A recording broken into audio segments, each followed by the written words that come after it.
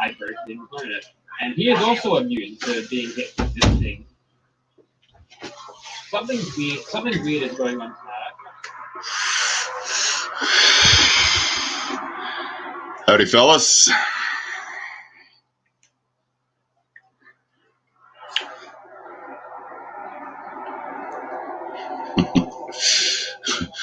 I think it's a good day to avoid that. I know I need a damn distraction from it. How are you doing today, Smoke Eater?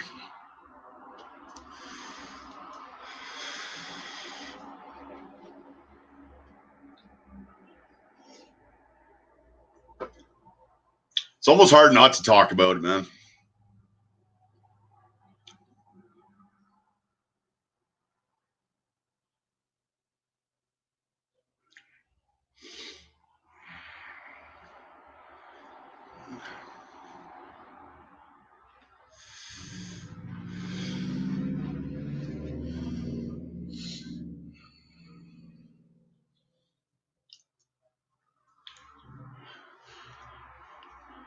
Give the boys a few minutes to show up here.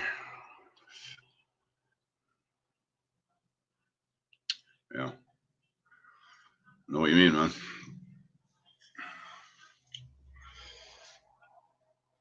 I've already been off since January. But it is what it is.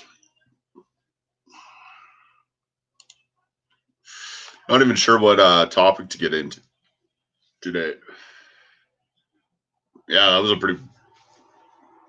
that show was a little different, eh? Smoking weed first thing in the morning, it looked like. But he's got his reasons, so not judging him on that.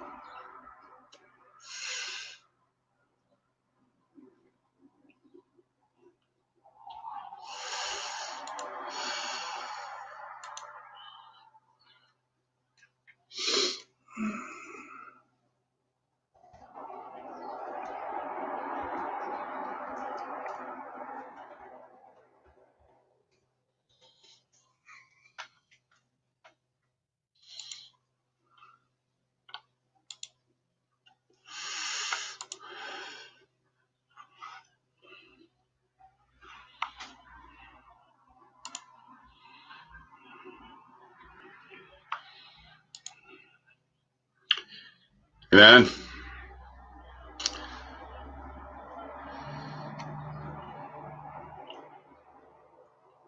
sorry to hear that, Robert. No worries, though. I'll get the link posted here again.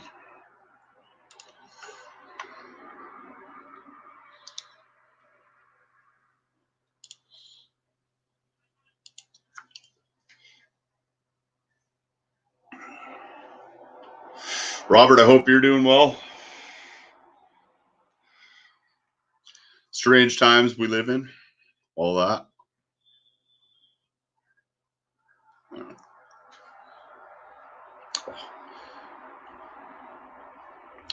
I haven't been able to buy my wings in a while, and I'm a little bit surly because of that.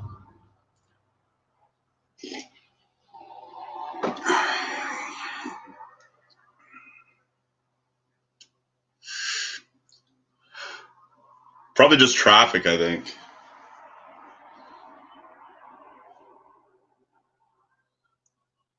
Just wait till the summertime and we get the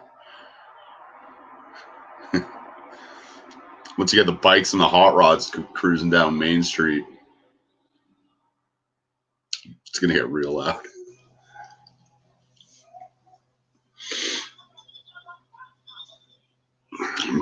Yeah, everybody's holed up. When did Friday, I had to take the wife to get an emergency wisdom tooth extraction.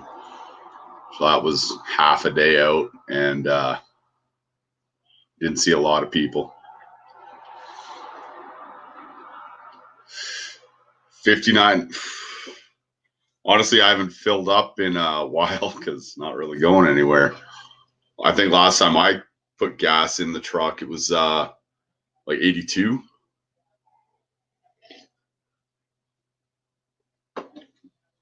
I want to check that. I wouldn't be surprised at all though.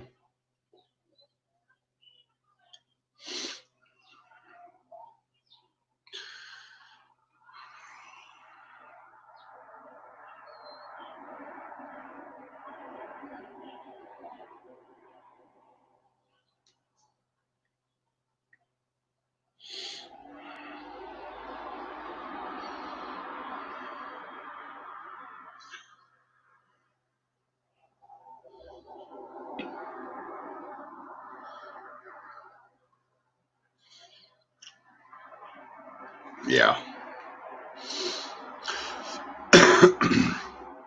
As much as I love BC, like I lived on the island for a long time, and it's just hard to get ahead there.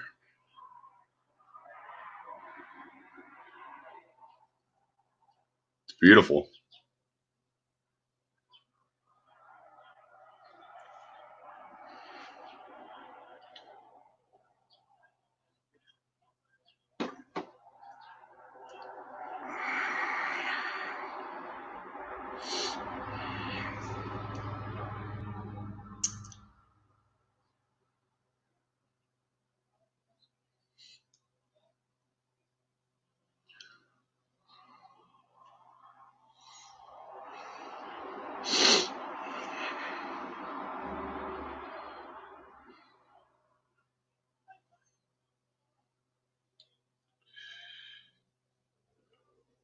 Yeah, Edmonton. I don't know when this was. It's gas buddies, so I assume it's up to date. But 70 cents a liter in Edmonton, 72 in Calgary. Oh.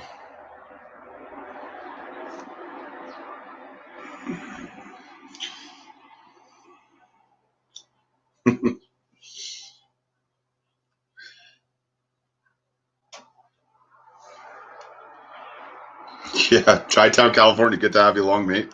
And yeah, you're right. I couldn't do it myself. You got to be either crazy or rich to live in Vancouver proper. Hello, Bruce. Hey, what's up, man? Hey, how you doing? Good, how are you? Not too bad. Some sun shining and all that. No, nowhere to go. So, how are you feeling? Well, hanging in there. Yeah. Good. Yeah.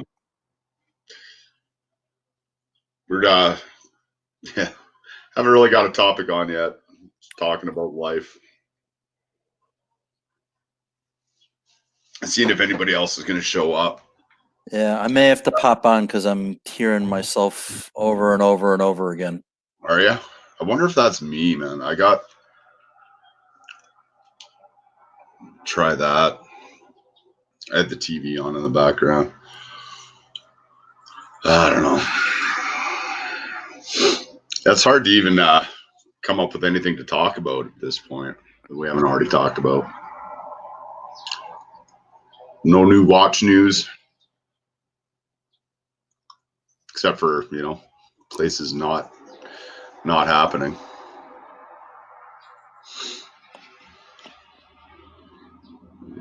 Yeah. Smoke eater, you got that right, man. $1 million bungalows and all that. I am. Haven't worn it in a little while, so I thought I'd throw it on. See how much I want to keep it. Might end up giving it away.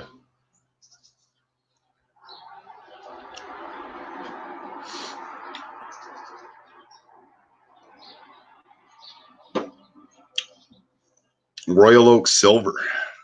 That's interesting. I'm going to take a look for that.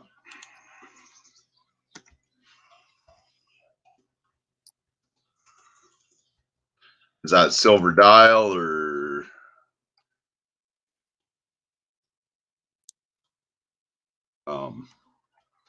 silver case? Is that a thing?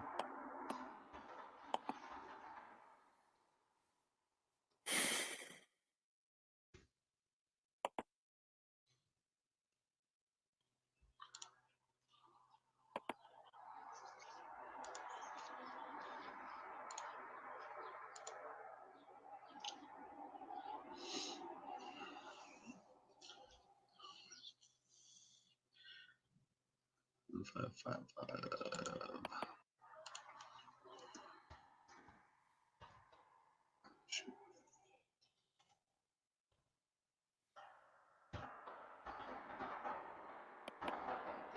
5500, I think is what you said. Howdy, Turkey Vulture.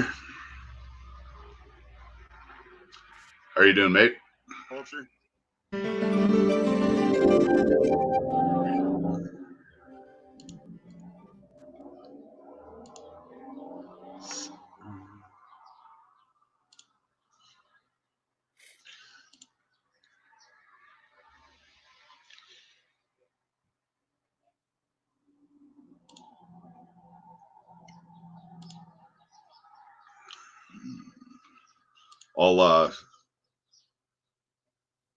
I'll share the page and see. Hopefully, I got the right one here.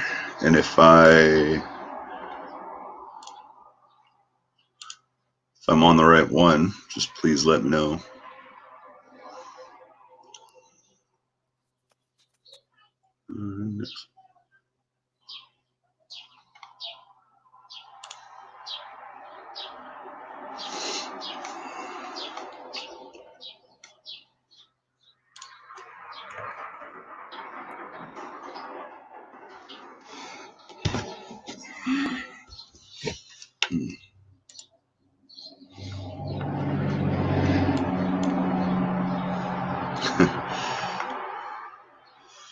Turkey Vulture, it's going all right.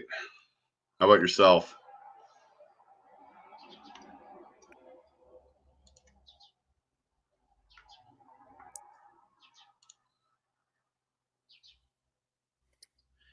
You know, I might be the only one who likes the 1159.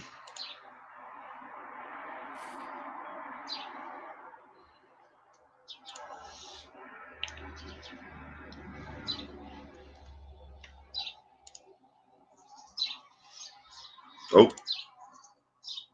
shoot. Make it back.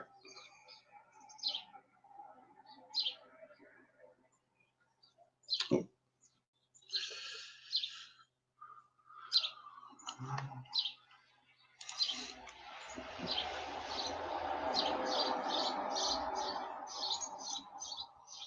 Okay, I gotta look around some more here.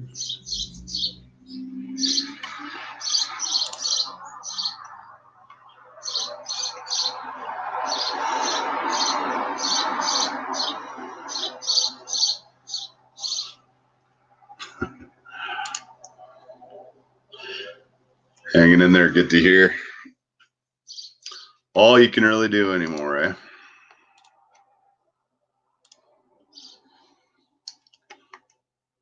If anyone wants to jump on, by all means, please do.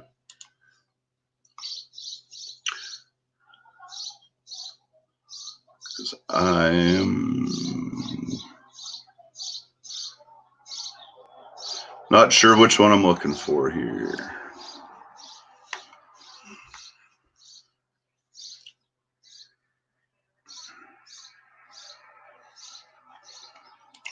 New, be a good place to start.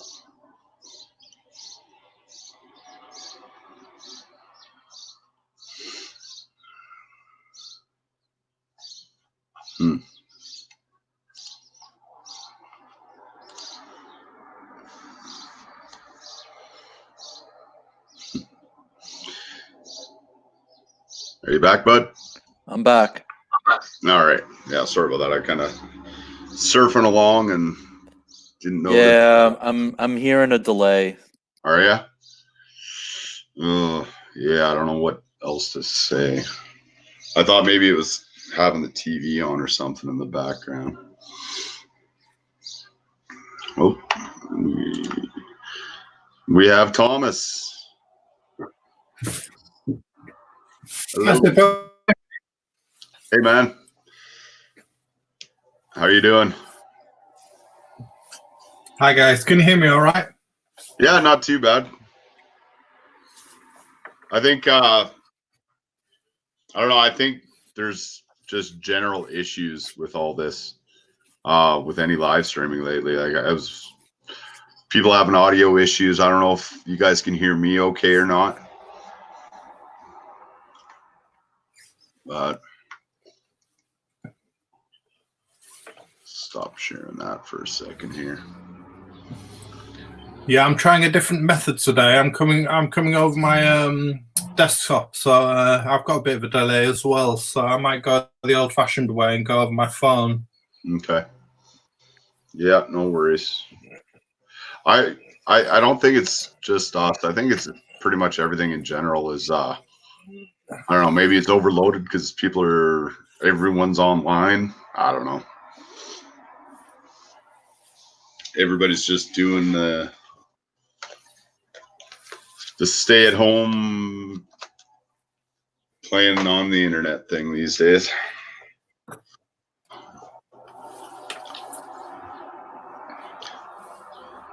Yeah, Smoke Eater. I have noticed some prices going down a little bit on some used stuff on Reddit. I've noticed more than anywhere else. I haven't really been looking everywhere else though. So, Thomas, how was your week, man? Oh, man, he's gone. Well, shit.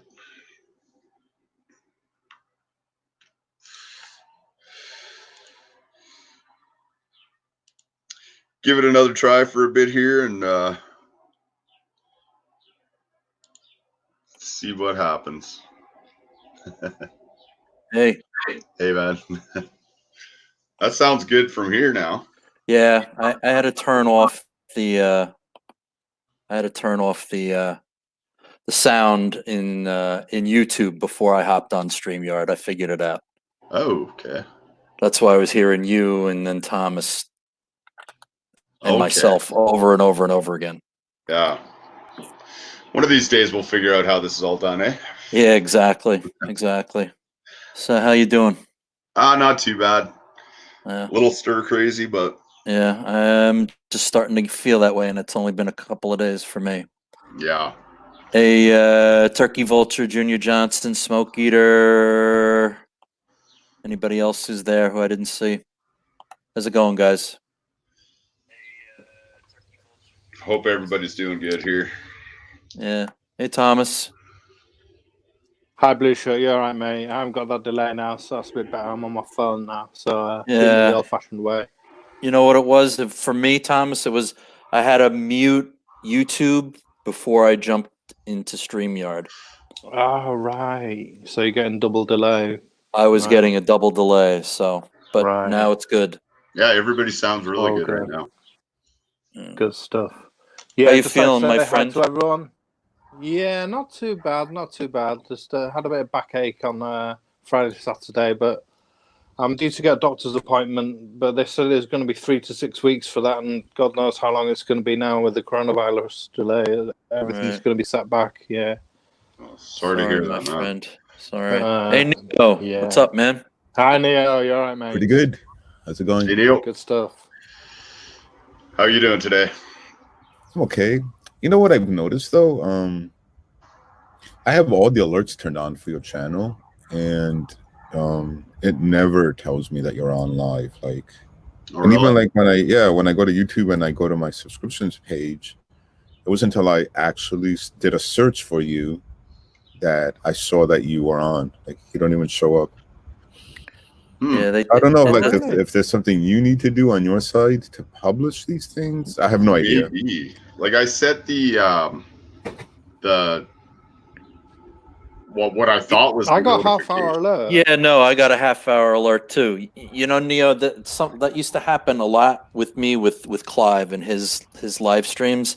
I used to never get the alerts, and if I did, it was after the fact. So I think it's just YouTube being overwhelmed. Yeah. Being YouTube. I just set my alarms to none, and then I went back and hit all. But yeah. Turkey, how are you? Hey, Turkey. How you doing, Turkey Vulture? You all right? You there? Turkey. You know, I wanted to jump off if Chi-Town wants to come on, if Junior wants to come on, if Smokey. Yeah, Junior, Chi-Town. Oh yeah, anyone. definitely. If you guys want to come on, come on. I'll hear from gladly you hop guys. off. Me You guys too. have heard me more than enough. You guys should get on. I'd love to hear from you. Teach me some stuff. This is what this channel's all about. It's a Punters channel. We want to hear from you guys. Yeah, Exactly. absolutely. Big shout And out you know, to all you. Junior Johnson, Chi-Town, California, Smoke Eater. Yeah, all you That's- guys. Turkey. Hop on. So, watches. We're going to talk some watches, guys. Yes, I hope please. so. Yeah. Enough real life for this week. Yeah, it's way too much. Yeah. So you guys caught ID guys, and I got a question, and this is going to be a rookie question. He was showing the Dirty Dozen watches. Yeah. Yes. Those are all, I assume, like, is that a mil spec sort of thing from World It War was II? British Ministry of Defense during World War II, and Yeah, they contracted out, and 12 firms made watches for the British during World War II. Yeah, they were Okay. commissioned by 12 different companies to make watches for the British Ministry of Defence, and 12, as Blue Shirt said, 12 different companies, including JLC, Omega, IWC, lots of other. They escape me at the Vertex, moment. Omega, didn't Hamilton as well? Yes, I think Hamilton did. Lots of different companies, but they're renowned. They're a renowned group of watches now that are very collectible. Mhm. Absolutely. If Yeah. I was ever going to spend that, I don't know what that grouping that he showed of I think it was all 20,000. I think it was 20,000. If I was ever going to group. spend that kind of money on a watch, I would buy that collection and get all Yes, 12 what of a those. collection. Yeah. Amazing. I think that was to get low. all of them together. I mean, that was just a great collection. Exactly. Sorry, just a second here. Chi-Town, California. Jump on in a few minutes. Awesome. And Cool. from the YouTube app, or you have to hit the link in the chat. And If you just click the StreamYard link that the Zippo's putting up, and that should take you through to StreamYard, and it'll be self-explanatory from there. It should Just follow the instructions. Mute YouTube first before you jump in on the StreamYard link, so you won't have a delay. If you're coming from a phone, it should be self-explanatory. If you're coming from a laptop or a desktop, it should, as Blue Shirt says, just mute StreamYard, mute YouTube first. So that should be fine. excellent. Turkey, you there? Yeah. Well, Hey guys, how you doing? Hey, man. hi, Turkey. Turkey. How's it going, What's buddy? going on? Good, man. Just trying to clean my garage. This week's been crazy. Yeah. Yeah. Tell us about it. Absolute madness in New York. Yeah, that's for sure. Yep. That's for sure. So, just trying to stay busy and stuff like that, huh? yeah. But yeah, I'm still working. I'll be back to work on Monday because I'm a You're critical lucky. infrastructure employee, and yeah. My wife's probably going to be off for at least two months now from practicing dental hygiene, and yeah, it's just it's craziness. Yep. Oh, 1 second here. Okay, Chi-Town, California. Let's see if this works, man. Hello, hello. Hey, how y'all doing? Good, Hey, yourself? Shatan. Hey, Chi-Town, how are you? I'm hanging in there. How you? It's a crazy time right now. Yeah, that's for sure. Yep. Smoke eater? I'll be right back. Yeah, thanks for having me on. Appreciate it. No problem. Yeah, anytime. I love you having you on. Have you told us all your watch stories yet? Have you told us how you got into it all? No, actually, well, it's an interesting story. It was actually when I was doing grad school a couple of years ago. Interesting was it was Steve McQueen, long story short, that got me into it. Right. I can explain the story if you're interested. Yeah, tell us Please more. do. So, Yeah. good friend of mine. He's over in India. He's a huge like '60s movie fan. He was watching the movie. You know the movie Bullet, where Steve McQueen's in the Mustangs brilliant chasing the film, baddies The, in the mu- shark. the Yeah, green Mustang. yeah, the GT390, I think. Yep. Well, he was in that. He in the movie he was wearing a Benris watch. I think it was a stainless steel version of the Benris military watch. Mhm. And a friend of mine got really into that, and he purchased himself a 1964 Benris. I don't think it was a Vietnam issue, but it was a military issue Benris. Nice. And he started posting me these pictures constantly, and he got me into watches from there. Right. Cool. Very cool. Yeah. That's cool. Very cool, yeah. So what did that lead on to? Well, it led to pretty much the Seiko SKX and falling all these kind of cheap watches. I haven't Yeah. really moved that to the same level as he has. He's pretty much now at a pre-ceramic sea dweller that he's shamelessly posting pictures to me all the time with. Low end is something. Yeah. Hi, Anna. ANS. Hey, man. So I've got to ask, what's in your collection these days then? Oh, mine? Yep. Yeah. Yeah. Oh, yeah. Well, I got the SKX as a beater, but I've got a turtle, Seiko turtle. Still at the Seiko stage. You know the Sarbo 35? Mm-hmm. I Right. got that, and I've got a white dial Zodiac Super Seawolf. Oh, Nice. beautiful. Cool. Nice. There's nothing wrong with Seiko. I just got a Seiko King Turtle, and I love it. Nice. Oh, which Yeah. one do you have? The one with the kind of geometric dial? No, the blue dial with the wave pattern. Oh, okay. Kind of like the Save the Ocean one. Exactly. Okay, got it. Yeah, I've got one of those as well too. So I've been wearing it. Just Smoke Eater's asking what colour dial SKX have you got? it's the Pepsi one. Right, so normal black dial. No, I kind of Blue. wish I did buy a black dial because they're just more versatile. Is it a bluish dial? Blue. Yeah, Yeah, it's blue a dial with the yeah. red and blue bezel. exactly Yeah. dark matte blue dial, painted indices, blue and Lovely. red bezel. Red goes up to the 20-minute marker. Right. Cool. Very I'm nice. sporting my Seiko today. Nice. There you go. Yeah, I was wearing mine yesterday. Everybody needs a Seiko. Exactly. For sure.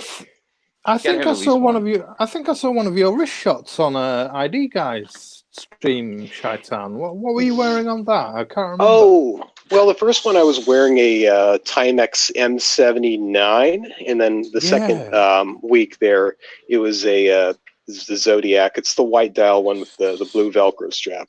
Yeah. Oh, right. Now I remember. Yeah. Yeah. That's cool. That's a cool watch. It is, and it's awesome. It's I think it's 58 grams on the wrist, Right. which is ridiculously light. Mhm. Lovely watch. Yeah, we were talking a bit about Zodiac the other week. I wish we got to talk about them a bit more. Yeah. Yeah, I mean, I can give a little bit of some of my insight from owning them, if Sure. that works. Sure. Sure, go ahead. Yeah, tell us. Yeah, so the STP 313, I do have the one with no date. I think Zodiac, what they did was they took the normal 313 and they tried to, I think, engineer out the ghost date, but you can kind of feel where the crown stem sort of catches on that kind of ghost date setting. Mm-hmm. So one issue I do have with the Seawolf is that the winding is pretty gritty and kind of atrocious. Really? So yeah, it's not as good as because I've handled the Oris. I think the Oris Big Crown. Point today. No, big. Yeah, that's right. I did handle Big that. Crown And the Pro Pilot. The Big no, Crown the Pro Pointer Pilot. Date. The pointer date, the one that Pointer Crappy date. got. Yeah, Yeah. And the Crown Action, they technically have the same basic, same basis to the movement. I think the STP has, I think 1 or 2 joules more, and it's set to a more accurate or more sort of chronometer-esque adjusted, regulated position. They don't send their movements off to COSC to get certified, but the Fossil Group claims that they're sending it out to within COSC certifications. Right. Right. They're not just taking it off the shelf and slapping it in and saying, see you later. They're working on it. Exactly. So they are, it's mostly in-house in the way they're designing it. Well, not necessarily design, but the way they're engineering it and they're adjusting it. Whereas when you have Oris, they have their, I think the Salida SW 200 and 300. Correct. And and with Christopher War, they're also, they just don't guarantee the same accuracy window with theirs. Whereas, so, I have handled 2 Seawolves, and they usually run about +4 to +6 seconds a day. Yeah, that's awesome. That's awesome. Yeah, but the loom is not good. Well, can't have everything, I guess. Yeah, that's true. Man, I had a regular turtle, a Save the Ocean one, SRPD C91. C91, yeah. Mhm. And it was running like 12 seconds fast, and it was annoying the hell out of me. So I sold that, and I got the King Turtle, and that's running within like +1, -1 a day. It's running almost as good as my Explorer 2 and my Explorer. So that's awesome. I got no complaints. Well, my issue with Seiko is they just don't stand behind their accuracy ratings. Right.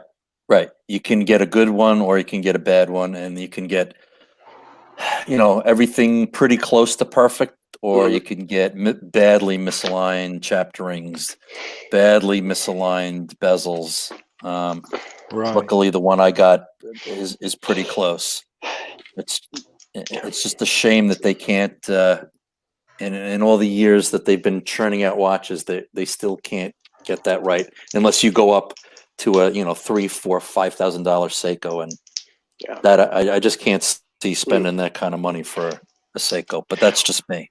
Understandable. My issue still is that Seiko, even at the Grand Seiko range, they still don't really stand behind having, as great like superlative chronometer style accuracy ratings, even with their 9S movement. I think, what is their 9S movement? It's rated to like +10, -10 a day. Really? Yeah. I'm pretty sure. Yep. Yeah, I know it's great that they can get, even if people are getting that accuracy window, but if you're paying that sort of money, you kind of want to have something a little more accurate than that. I mean, with Rolex, people say, they can get +1 seconds, it's running 0 seconds. You still have the company backing up that accuracy rating and guaranteeing that. Yeah. I mean, it's with my Explorer 2. I lay it at night. I lay it crown side up. And I can go 2+ weeks without having to reset it. It just it stays pretty bang on. And my Explorer, my 39 Explorer, is pretty close to that. So Nice. That's awesome. Yeah. But, I did hear about Carlos's issue with the Zodiac. I think it stopped on him. Yeah, it just stopped. Totally stopped. Yeah, that sucks. Yeah. Well, then he got upgraded though, didn't he? Well, he bought a Doxa. That's what it was. He ordered the 200, and they sent him the 300, which is like $1,000 more. I think that was a blessing in disguise, maybe. Yeah, but he still wasn't sure whether we wanted to keep it or not. So, have you heard back from him whether he wants to keep it or not? No, I haven't seen anything. Okay. So. Well, he's got a pretty good sized wrist. I think he can pull that off no problem. Oh yeah. He's got 7.5. I think same as I do. So. Well, mine are 6.5, so I'm a bit of a wrist deficit on you all. You could always just sell it and still make a profit on it, right? Because you got it for free. You got like $1,000 for free. That's what I would do. That's what I would do. Yeah. I wouldn't feel too bad about it. No, as long as nobody's losing their job over it. I guess that'd be the only concern, but well, they may have just lost their job yesterday. Yeah.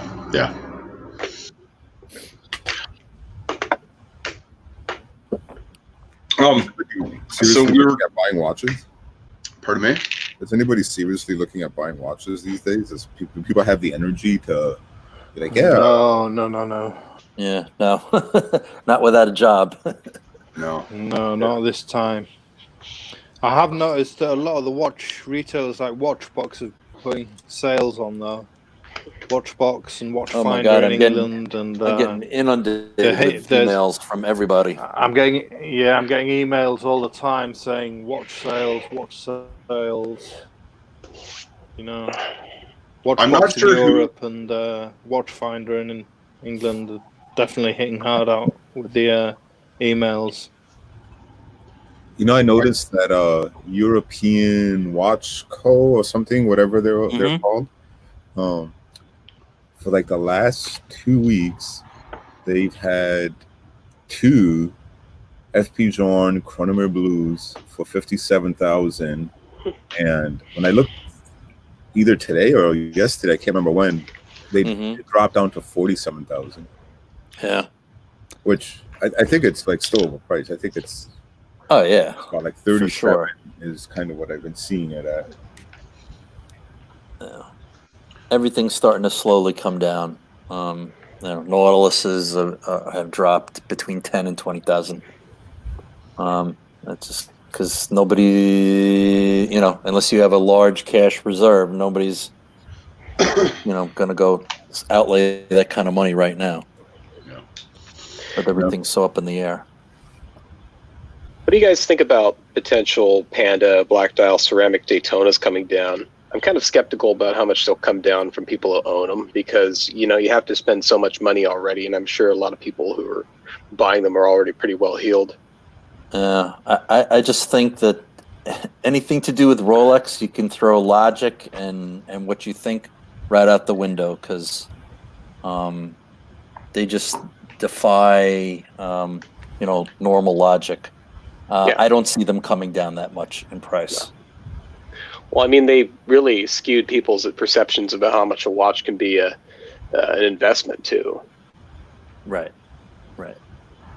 I mean, to pay a premium to get anything, I don't see the logic in that. Even if you've got, oodles of cash. If you're in good, someone like Bud the Stud who's in good with his AD.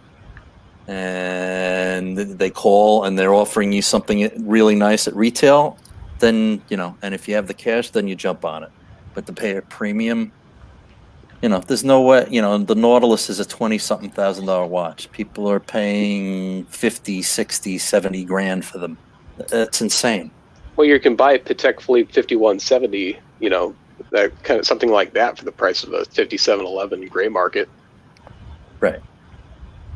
There's just so many more things that are really high horology and really interesting with that kind of money, like a Longa and Zona, than to spend on a steel Patek sports watch or an AP Royal Oak. As much as I love the Royal Oaks, to pay a massive premium for one, it just doesn't make sense. Which Royal Oak is the one with the most premium? Is it the 15202? I'm not sure. I mean, I think it's the Blue Dial 15500 now, which is just available in the boutiques. I think that's the most limited one.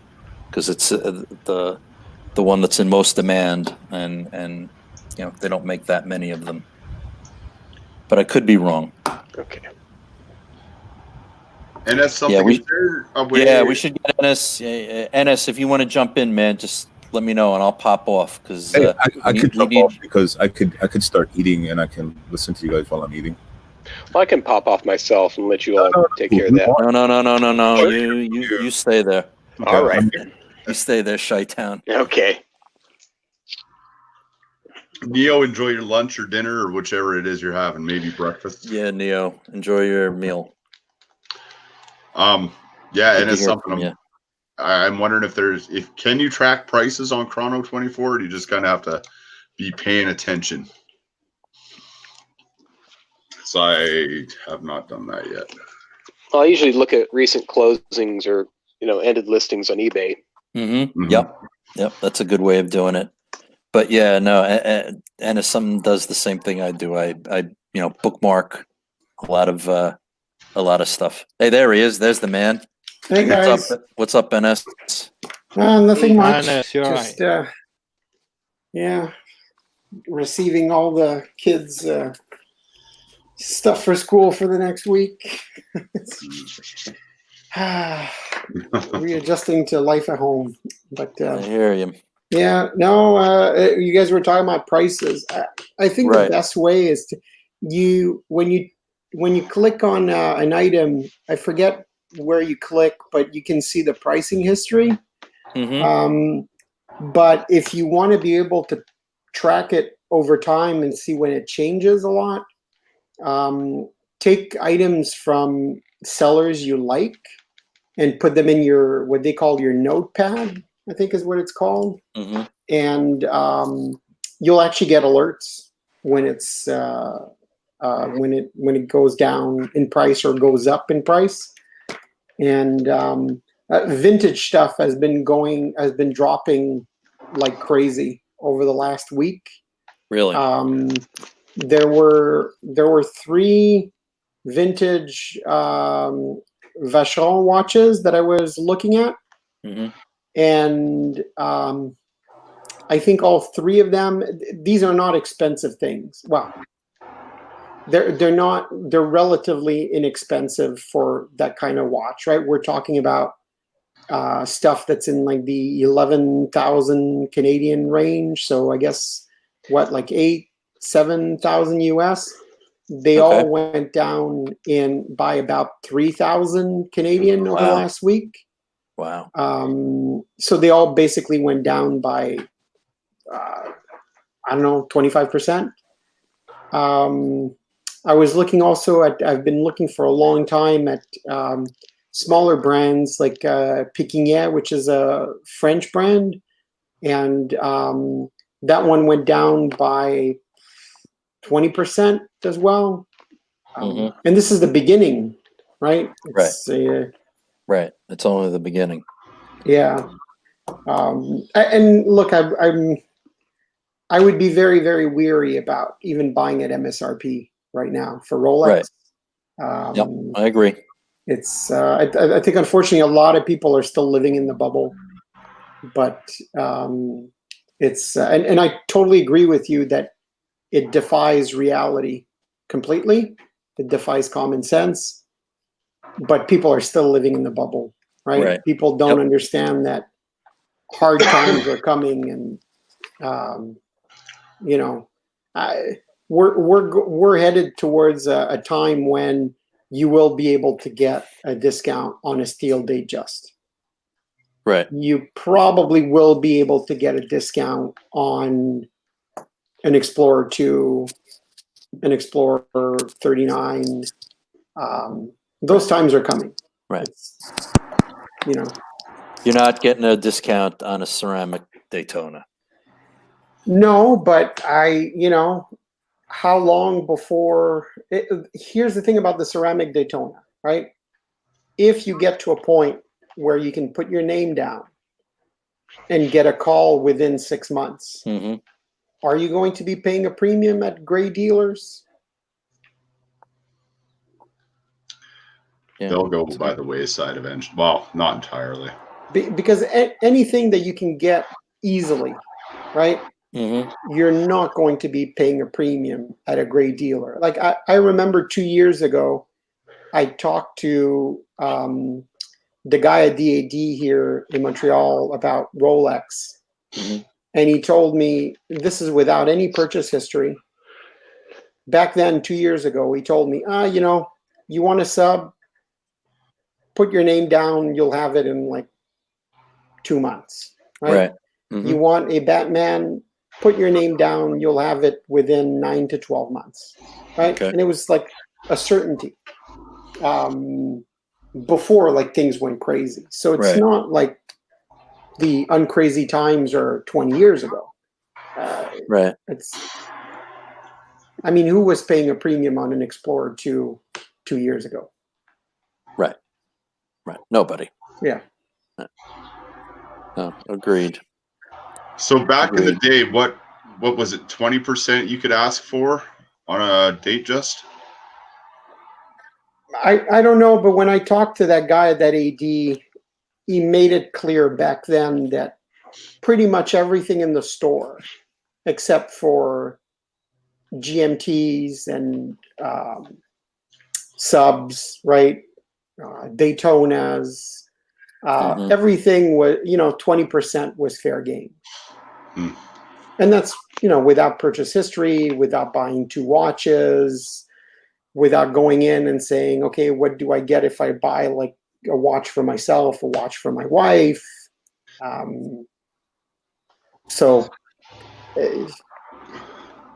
Yeah, I think that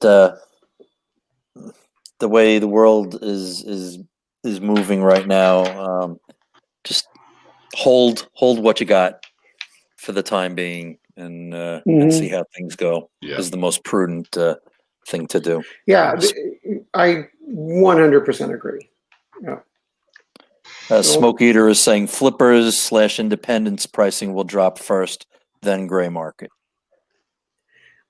I agree, and there's some very big gray market dealers that specialize in very, very high end that have been saying for the last 6 months, right? Forget the virus, forget everything else. They've been saying for 6 months that the market isn't where it used to be anyway, and they weren't buying the high end pieces at premiums anymore anyway. Right? So they weren't buying the Nautilus at a crazy premium because they didn't believe in it anymore. Right? So even though everybody's telling you, if somebody calls you with like a Nautilus, 50% premium or an Aquanaut, run to that gray dealer or something. The gray dealers that know what's what didn't believe in those prices anymore. So. Right. Yeah, it's going to be interesting to see who survives and who has to close up shop, especially with the independents. I'm hoping that some of the more well-established ones have enough capital and reserve to weather the storm. That some of the real small guys, I'm not too sure. Yeah, I think the guys that are safe right now, if we're talking about watchmakers, not like dealers, right? Dealers, I think it's going to be hard. Watchmakers. Yeah, but if we're talking about watchmakers, I think the guys that are in very good positions are people like, let's say, Kari Voutilainen. That look, the waiting time to get that watch built is 3 years right now anyway. Right. So if you recently put your name on the list, you basically have time to wait for everything to recover. And if you had put your name down for a watch that's 100,000 US, chances are that you're fine. Right. But if you're a watchmaker that needs to hit that 10,000 unit sale or something, it's going to be tough, I think. Yeah. Does that include FP Journe? No, I think FP Journe is fine. They make 700 watches a year. They have backing from is it Chanel? Yeah, Right? yeah. Chanel. I think they're fine. Look, the reality of FP Journe is that if you look at the entry level, it's very, very small, right? The Chronomètre Bleu, the Chronomètre Souverain, it's really, really a small part of what they do. What they really do are watches all, that start at 40, 50, 60 and up. I think that's a different clientele because it's people that are buying to keep and that have the money to buy and keep. It's not like a guy who's buying a Daytona at a premium for, let's say, 25, but he's buying that because he can sell it for 25 the next day. Right? Yeah. There's a big difference between leasing a watch and buying a watch. Yeah. Right? Yeah. So I think they're safer, but if FP Journe was trying to sell, like, I don't know, 15,000 watches a year, they'd be in trouble. I have to wonder about hype-only brands like Richard Mille and things like that. That I have to wonder, because at what point also does it become tasteless in this world to be buying those and flashing those, right? Right. So there's always going to be people who just don't care, and they're the ones that wear those kind of watches. But what do you think about how is Moser positioned? I mean, do they have an edge up, a leg up, because they manufacture hairsprings for other brands as well? I think in a way they do. I mean, they are making more watches though, right? 1,500. So it's it's a harder nut to crack every year. But I think they're still relatively small enough. And yes, they do produce parts for other watchmakers. Although if you're producing parts for other watchmakers and those watchmakers are struggling, it's not a great situation either. But I think they when you look at Moser, a ton of the stuff that they did earlier, when they hadn't sort of cracked the market, is still selling at a discount. Everything else that they've done, I'd say in the past 5 years, when you go and buy new, yes, you are getting a discount, right? Because it's the real world. It's not Rolex and Patek Fantasy world. You are getting a discount. But what sells on the used market after isn't that much under that original discount. So I think they're doing well because they're selling to people that are keeping, right, the watches. But look, it's a new world order, right? Things could change and things could be different. Same thing with companies that are under a big corporate umbrella, right? Richemont is doing relatively well, but if this drags on, do they turn around and say, Bowman Mercier's got to go, right? That's a very valid point. Who would ever thought it would come to that? But that's a shame, isn't it? And same with Swatch, right? At what point are they going to say, it's nice to have Mito and it's nice to have Tissot, but especially those big conglomerates where they've had in the past brands go dormant. Why not have them go dormant again? Right. And like a General Motors analogy. Yeah, no, you're absolutely right. I mean, even look at Rolex. At some point, they said, Tudor is not going to be in North America.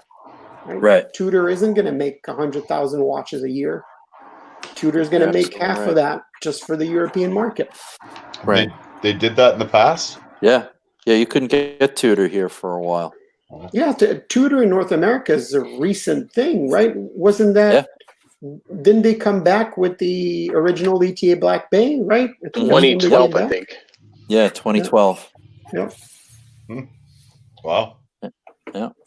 So who's to say that they can't, do it again? You can always bring something back. Yeah. So And especially, Absolutely, yeah.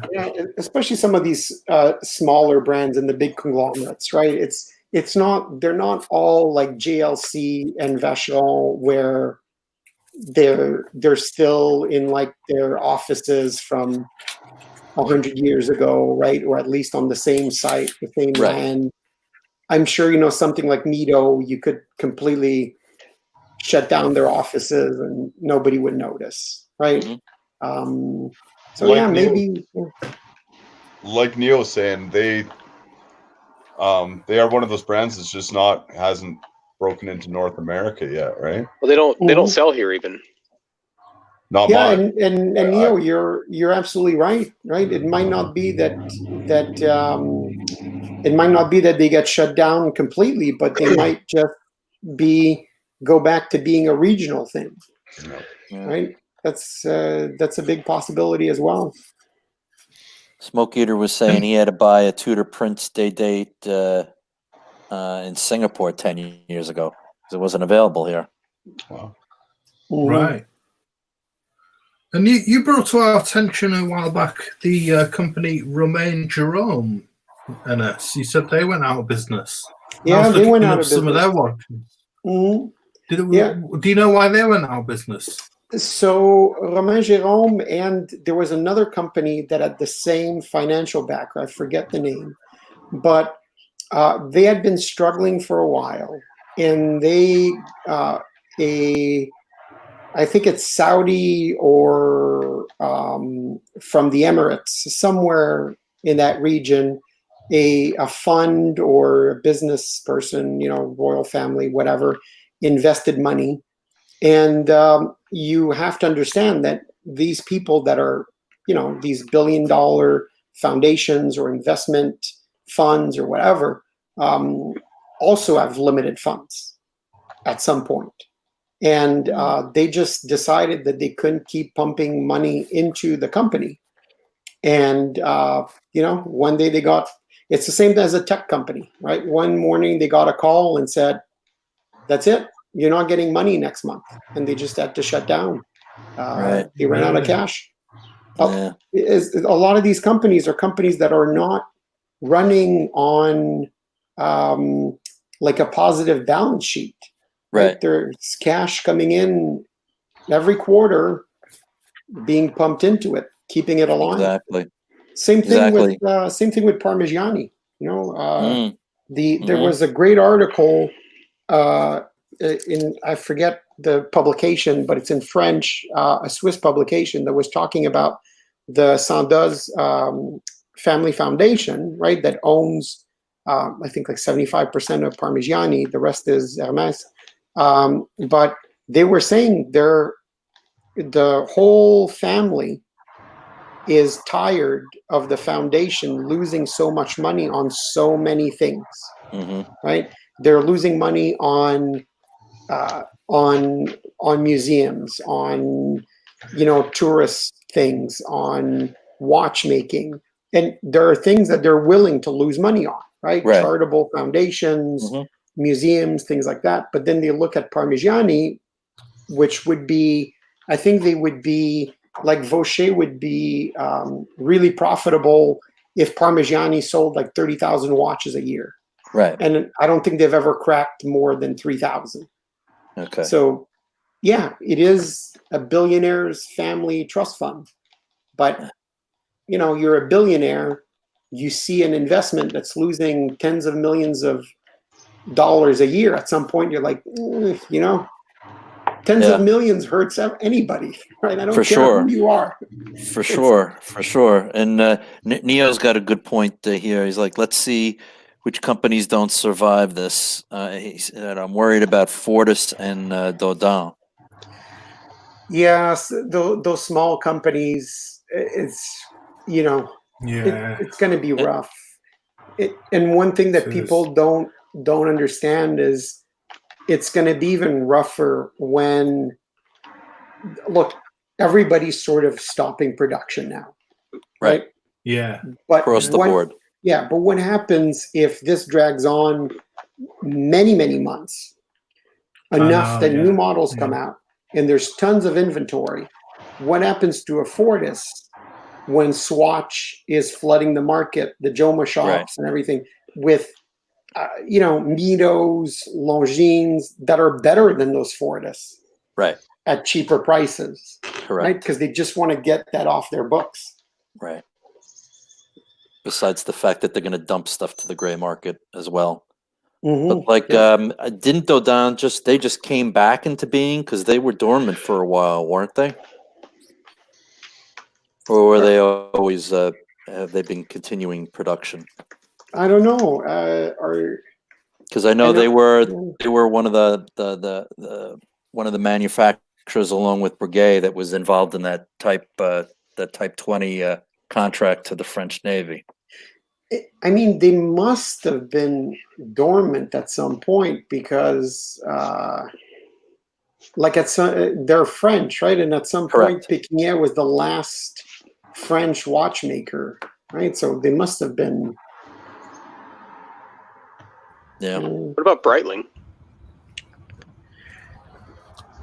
Apparently, everything that people are talking about, everything that people are saying is that Breitling, that investment company that's behind them, is strong and believes in them and is pumping money into them and is really looking for being able to get their money out at some point, right? So reselling for a lot more. So my guess is they're in it for the long run. Right. And again, I don't mean to sound like a snobby Rolex fanboy, but the thing that Breitling has in its corner is Rolex wouldn't have co-developed, done a movement swap with a company that they didn't think was going to be around. So I think, they're finally getting their act together, and they're not slapping the word Navi timer on every watch that they make now, and that the 806 that just came out, the reissue, that's a stunning watch, and I think that they're like you said, NS, that they have enough backing that they'll survive this. Mm. And I think Breitling too, watch snobs tend to just dismiss them. Correct. But let's be honest here. They sell a ton of stuff in the lower end jewelry stores, right? Mm-hmm. I mean, I shouldn't say lower end. Stores, like mid tier, right? Whatever. And they're a lot more attractive, I'd say, than let's say a Tag, right? Right. Oh, Tag for holder. sure. Yeah. So, sure. I've heard there's still sorry, continue. No, I was done. Sorry. Oh, okay. I still hear they're a status symbol in places like South Africa. So. Yeah. Well, why shouldn't they be? I mean, they're a fine watch. Let me tell you, I've been tempted with the Super Ocean Heritage too a couple of times. I love that watch. Yeah. And the one thing that I really don't like about them, but that's really good marketing for them, they make watches that are so shiny. The bracelet, the bezel. You go into there's this high-end jewelry store chain here in Canada called Burke's, and you go into a Burke's, and it seems like every single Burke's has a section just for Breitling. That it's the kind of thing in a Burke's that's usually, reserved for like Van Cleef and Arpels, things like that. They have their own subsection, and they have a couple of watches with the spotlights on top of them, and it's blindingly shiny. That bracelet on the Navi timer, and people look at that and it's like, wow, I think they show better in those stores than the Rolex table, which is just, a bunch of Rolex Datejusts and whatever. Right. Those things are like on a pedestal. They show I think they're really exactly good at how marketing. you feel, NS. I know exactly how you feel. Yep. Hello, Geezer. Yeah. Hey, Geezer. Good Doing afternoon. well. I could jump off if Geezer wants to come on. Yeah, I think I think reboots are, you know, they could work in our favor, right? Maybe it's a good thing when something like this bad happens and it causes a lot of mediocrity to be flushed away. Like, do we really need it? You know, like, I don't know if I need all the micro brands that are out there. You know, I feel bad for them if they do disappear, but I mean, do we really need another watch with another Seiko movement in it? And the same thing for some of these other more quote unquote established companies. No, if they have a design or two that's interesting, they should, you know, think about holding on to it and moving it to another part of the organization. But, you know, what does a Mito Multifort look like? Can you close your eyes and envision it? Like, I'd have a hard time. Barely, yeah. Yep. So I find it interesting that we're talking about Breitling at the moment, and they're partnering with other companies, because have you ever heard of Wachman watches, Blue Shirt? No, I haven't. Oh, could you bring up the Wachman triple date chronograph? Zippo? How do you spell that? Wachman, You know, Wakmann.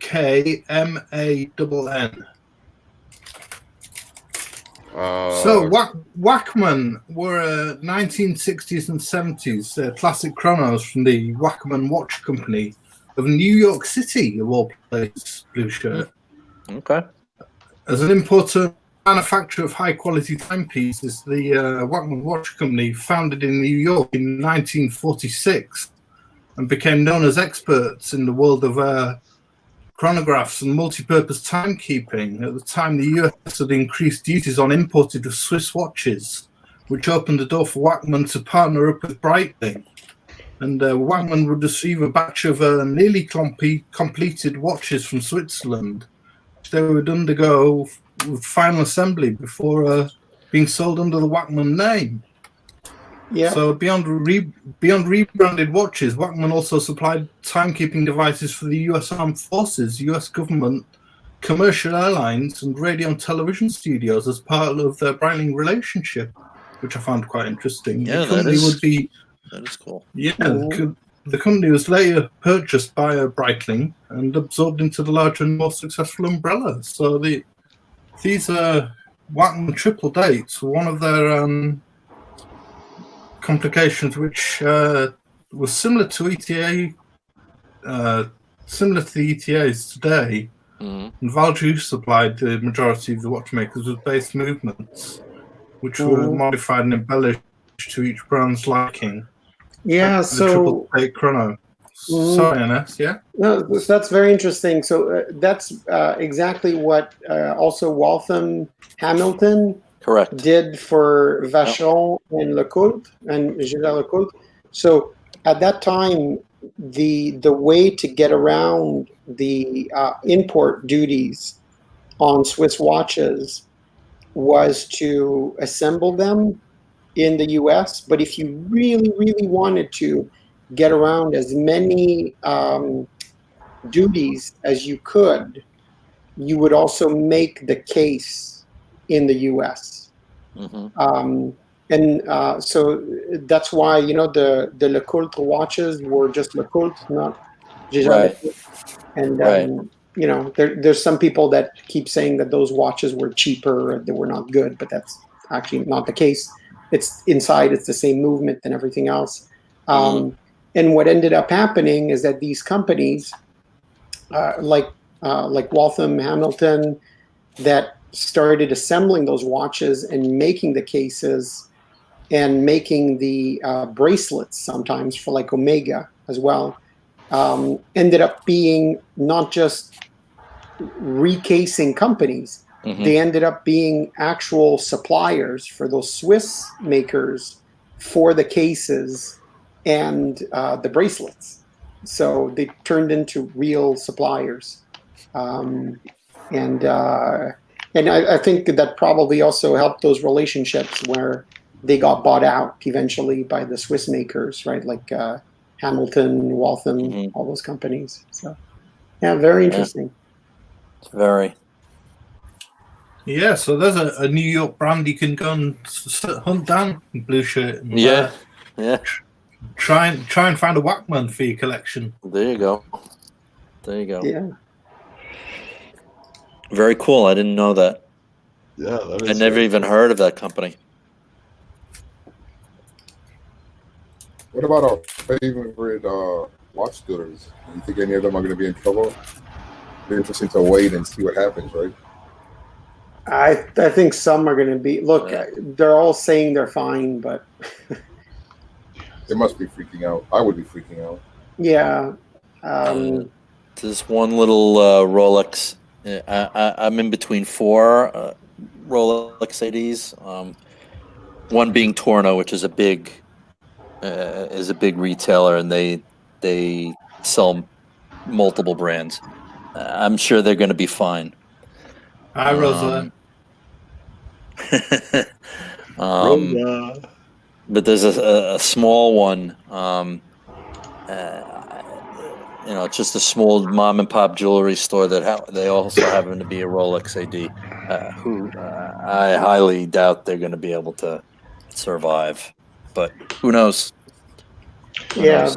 Especially the smaller ones that are, smaller and bigger ones. They're usually very, very reliant on jewelry as well, right?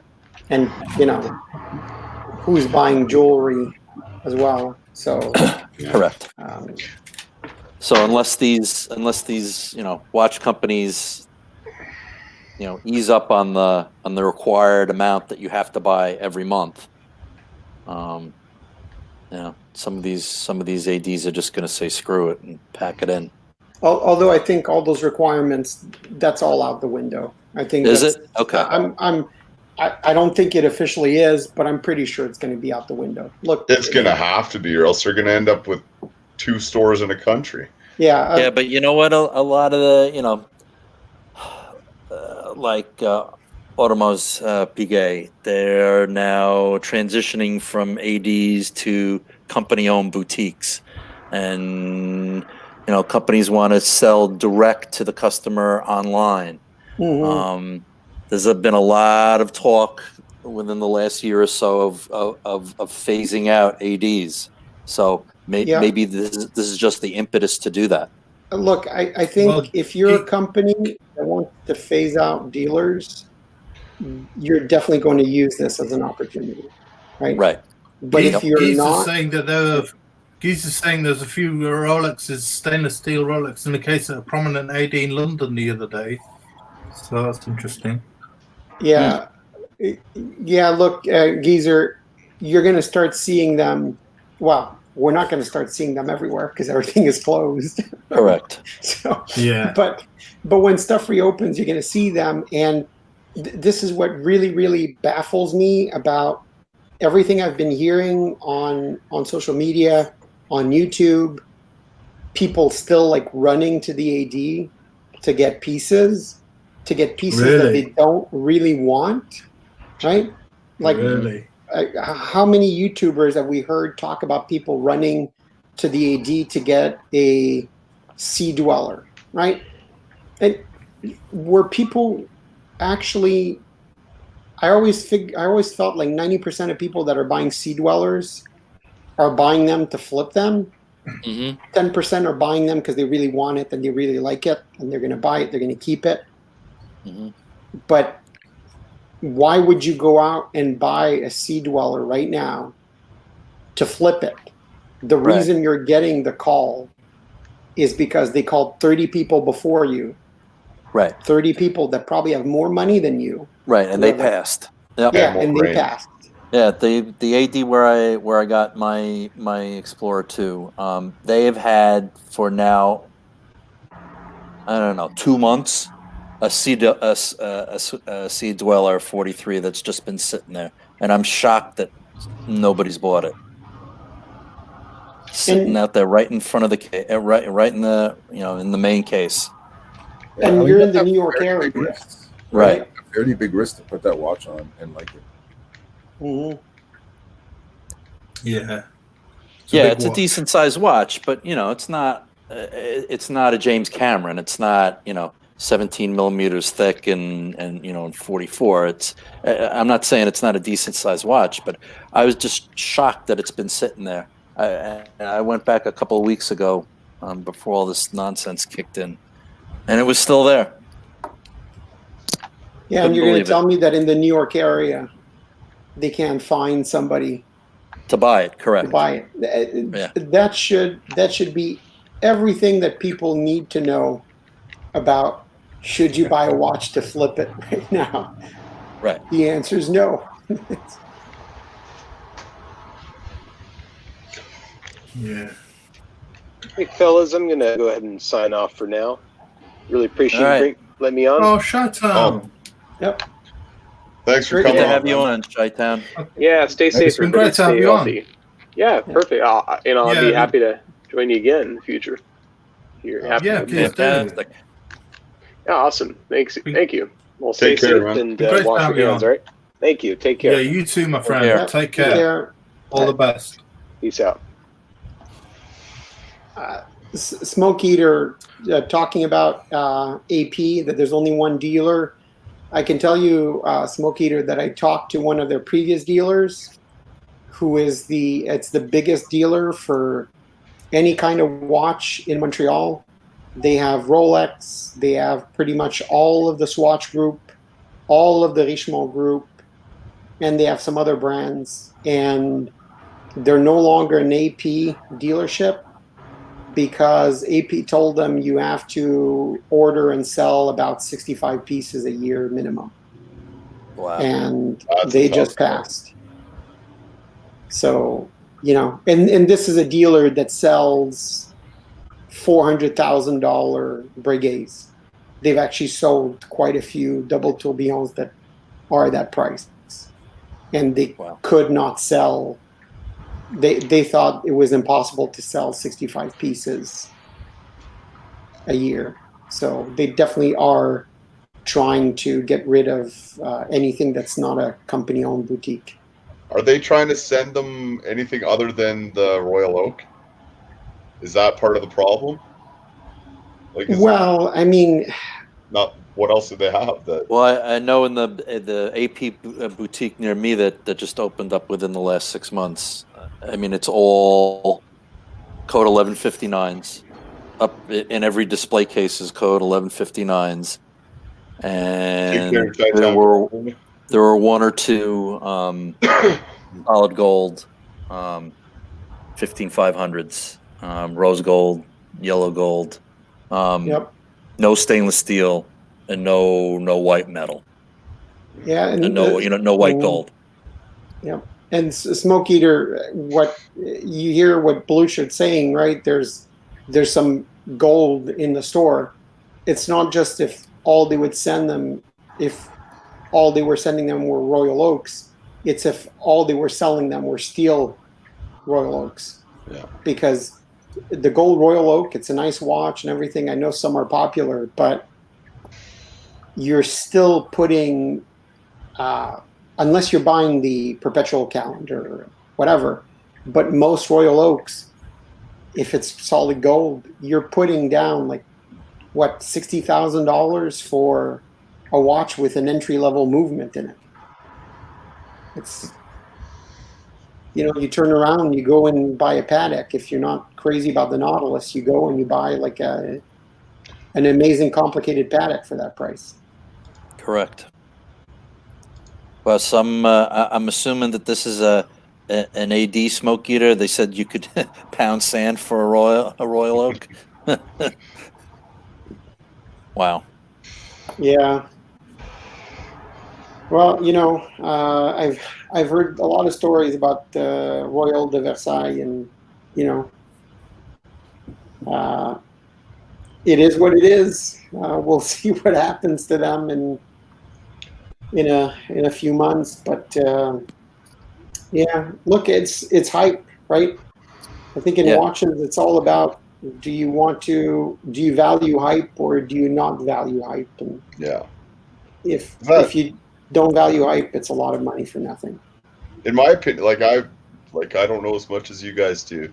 As far as I'm concerned, the Royal Oak is a hype watch, and No, I know it's been around and it's got its merits, but right now, it's a Instagram hype watch that you see the rappers throwing around, and as soon as they're onto something else, then are they going to be allowed to be so choosy about who they send their supplies to?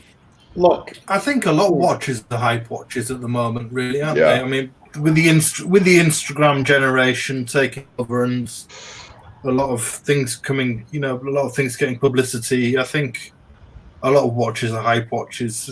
A lot of watches that have been around, like you say, like the Royal Oak, for a long time.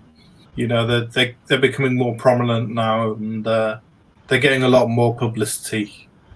So yeah, and look, you have when you see like those collectors videos on Hodinkee, right? There are people that collect hype watches. They collect hype. That's what they Right. value. That's what they buy. But I still think that it's not necessarily. It's not. It's a lot of people in the hobby, but it's not everybody in the hobby, because for every Hodinkee video where it's all Royal Oaks, Daytonas, and Nautiluses, there's another one where it's like, two George Daniels and, Right. a Patek chronograph or something like that, right? So, yeah, I read something recently about Kevin Leary. Is it Kevin Leary from Shark Tank? yeah, Him being brought to tears after receiving his Nautilus after being 8 years on the waiting list. And, yeah. Well, I found that a bit funny. Yeah. Well, here's an interesting thing about Kevin Leary, right? Or Leary, I guess. He used to have a show on the CBC, which was the Lang and Leary Exchange, where he was opposite of a woman, and it was like a business investment type of show, right? Mm-hmm. And they would discuss, stocks and stuff like that. And Kevin O'Leary, his claim to fame back then was for day after day, because it was a daily show. His big claim to fame was for day after day after day being wrong about everything in investments, in the economy, in trends, and all that Nice. stuff. And then he recycled himself as this mega guru. investor. Yeah, as a guru. And look, even when he did that show, he had a lot of money. He got lucky in a couple of things, but day after day, you could hear him just, say, "Don't buy this stock." When he would say, "Don't buy this stock," it would triple the next day, right? That kind of. I wonder how many people got rich doing the opposite of what he told them to do. I'm guessing that after the first couple of weeks, people realized, that it was. Like right before the housing boom, he was saying, "Don't buy a house, now's not the time, rent."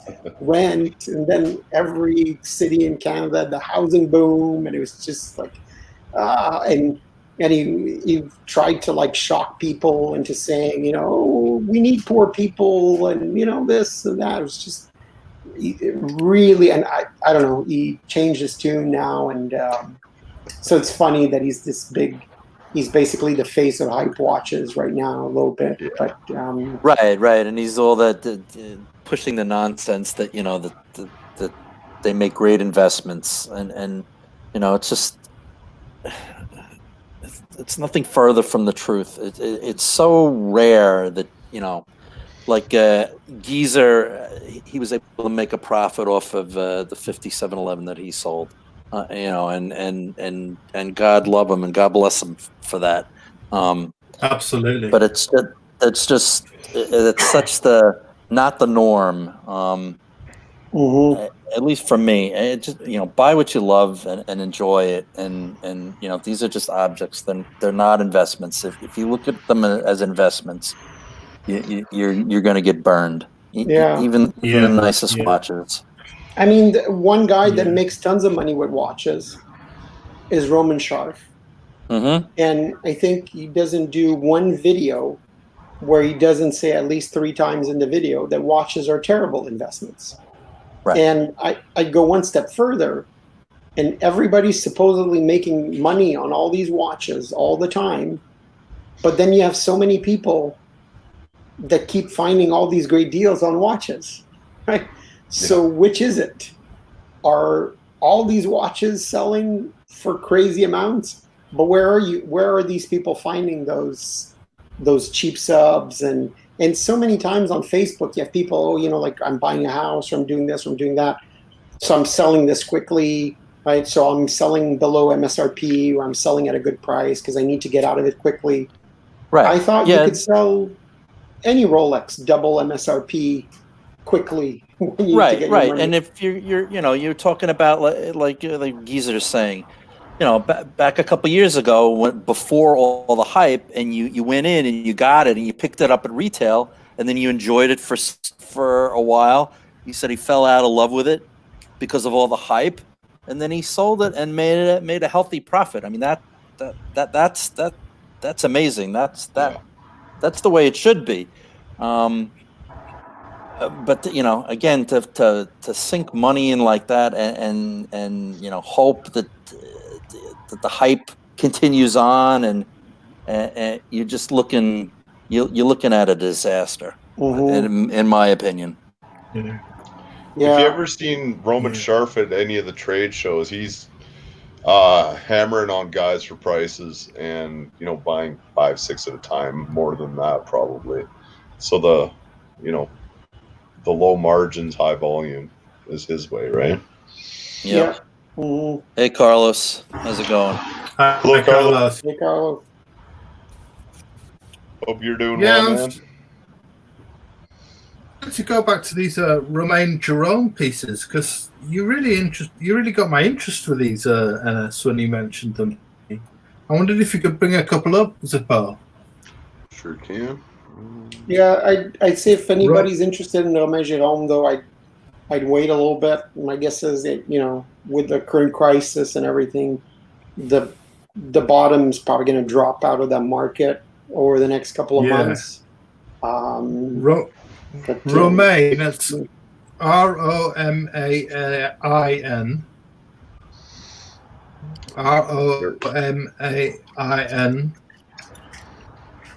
Jerome. They're on Jerome. Jerome.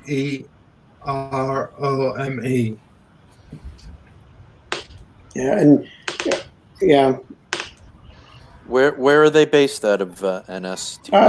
They were Swiss. I forget exactly. Are they which Value city. du Jour or I'd have to look it up. Where were those guys? Yeah, there's some really wacky styles. They did one called a Subcraft. So they did Subcraft. Yeah, they did a lot of watches that weren't very popular, but they reinvented themselves as a high-end watchmaker that makes that did themed watches, right? So this one's a volcano themed watch. They had Nintendo computer games. Yeah. Anybody gonna take a crack at pronouncing that one?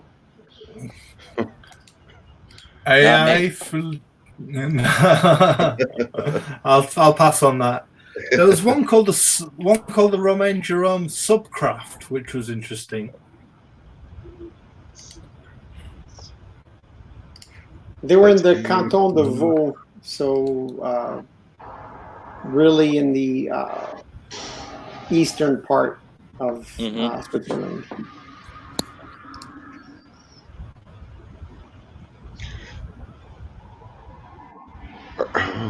But I wouldn't Carlos pay saying kind of steampunk. Yeah, but I wouldn't pay the prices that you see on there for those, right?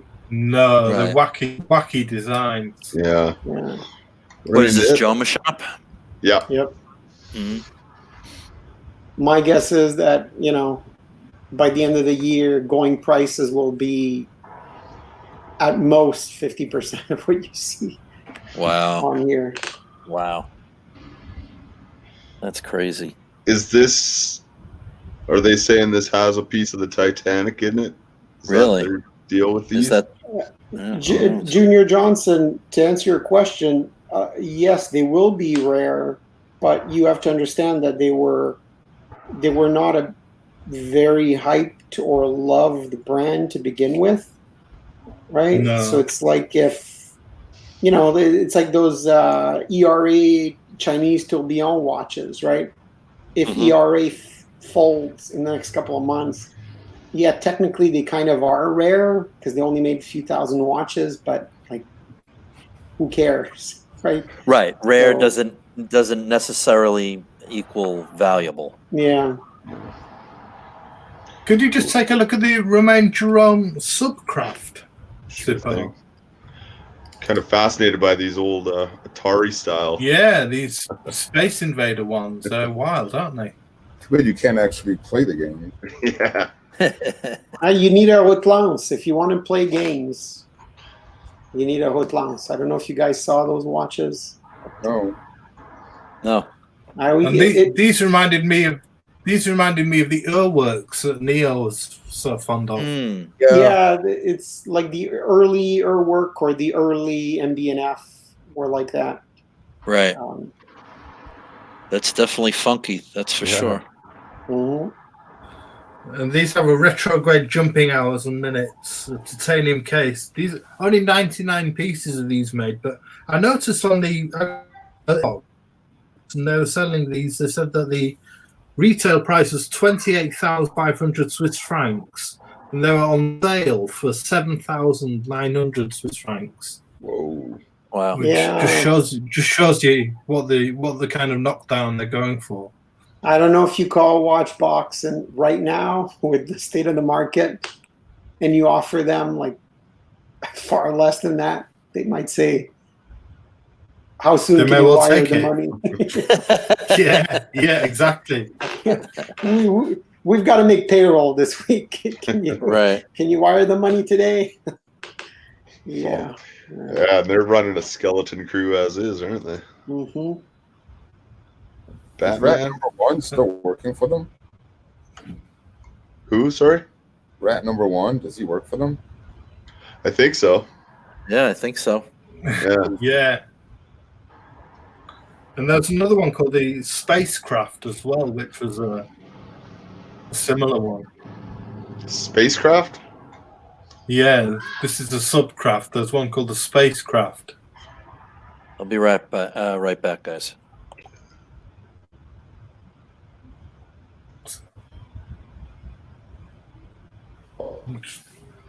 This is a PVD titanium one. Only 5 pieces made. Oh, wow. Black Pave diamond dial with retrograde jumping hours and minutes as well. Only 5 made. And this one retailed for 47,500 Swiss francs and was selling on a Watchbox for 10,000 Swiss francs. So again, you could make them an offer and get away with a steal. I don't know. Is it worth $10,000? Like, to you, like, can you find another watch that's you'd enjoy more for $10,000? You could get a really nice JOC for $10K used. Yeah. Yeah, absolutely. Like, I know personally, this is not my style at all. I can understand the collectors being kind of into it as something different, but I like a traditional looking watch. Yeah, me too. I was just interested because Neo NS something brought them up to me in a message saying that they'd gone bust, and I just did a bit of research on them because I was quite interested. So, well, maybe they will have collectible value at some point. I don't think so, to be honest. But I was just curious and thought I'd bring them up. I think it's an example of a Excuse me. That's good. These people do not need to be around.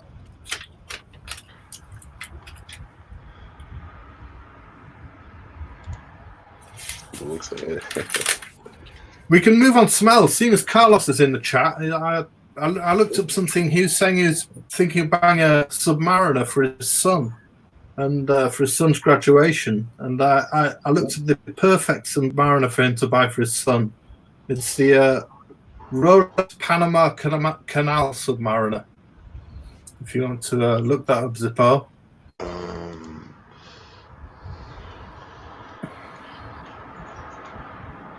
Yeah, Junior.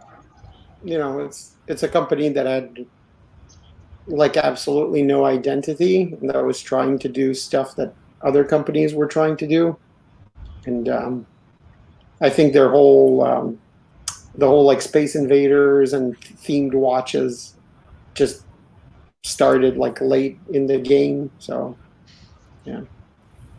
Low Yeah, geezer. so if you could look up the Rolex Panama Canal Submariner, Zippo, that'd be great.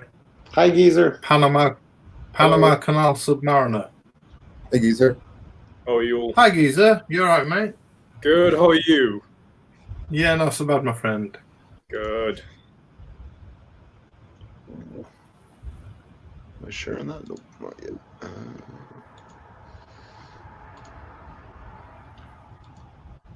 How are you all holding up? Enjoying Yeah. your outdoors? Yep. Yeah, not too bad. Just adjusting to lockdown in the UK. How's it for you in London? You know what? Obviously, things are going pretty serious, in London, right? It's people almost like taking the piss. I went out for a ride on my bike earlier this afternoon. There's still loads of people on the streets.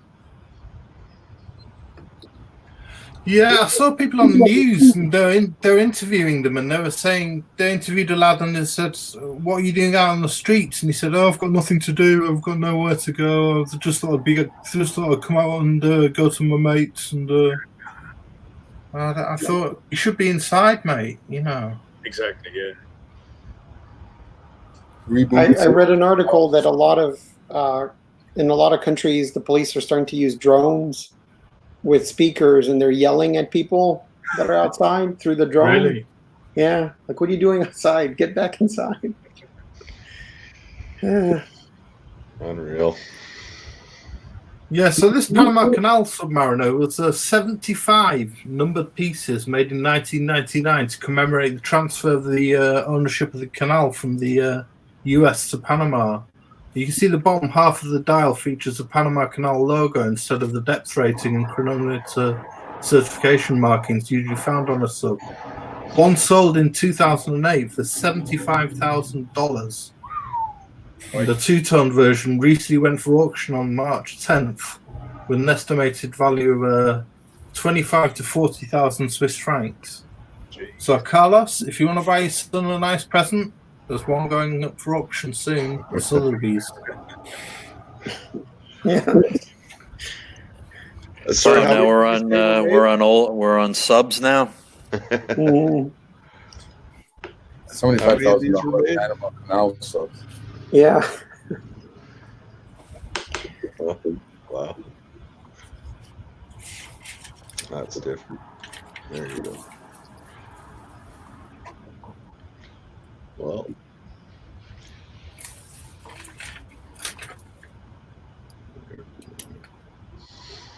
So what about you, Geezer?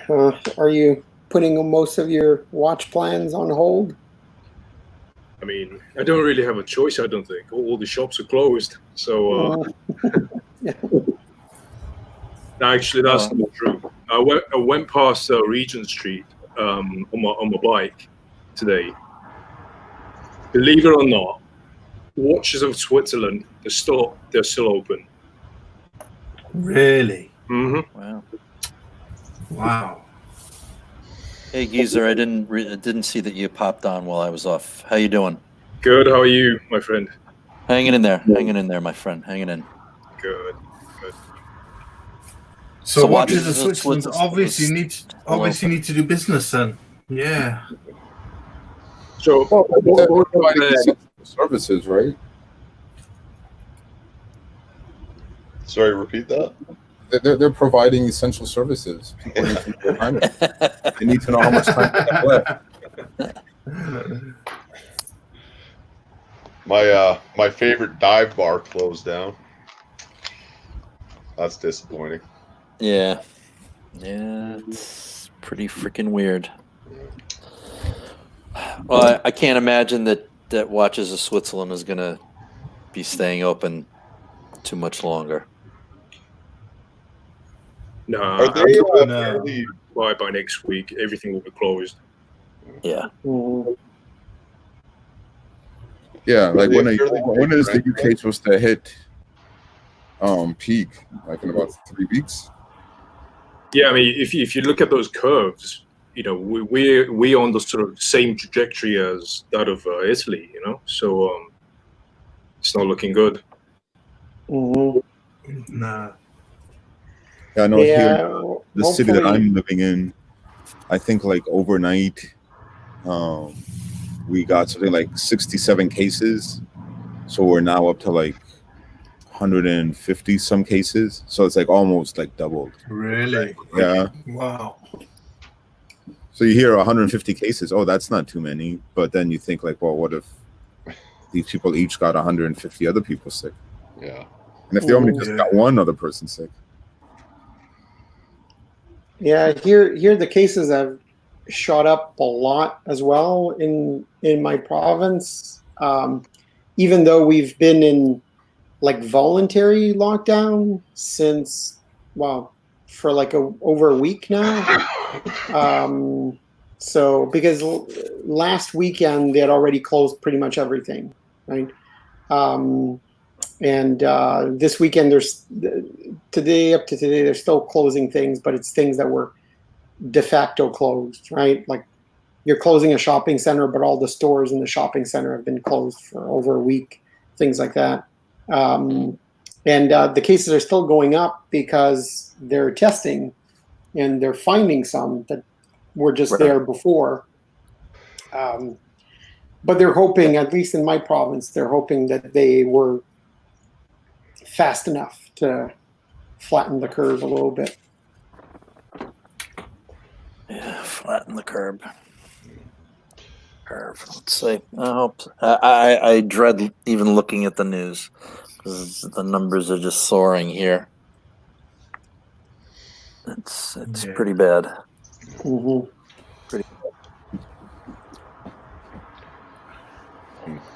Yeah, another brand I've been looking at recently was Ulysses Narden Zippo. And wondered if you could maybe bring up a couple of those. They've got some cool dive watches. Yeah, the Ulysses, that's ULYSSE.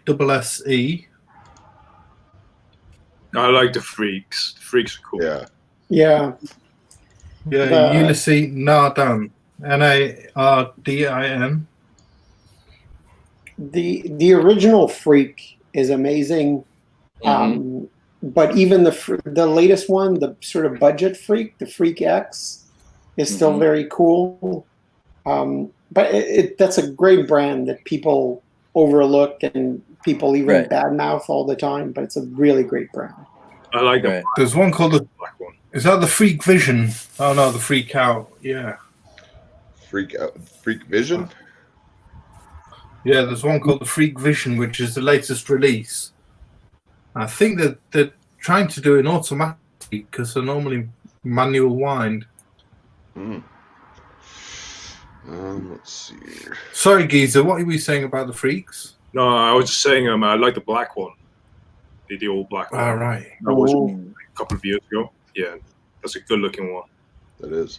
And that's like the Freak X, right? So it's a little bit less complicated than the original Freak, and it has a crown, right? Instead of turning the case back. Yes.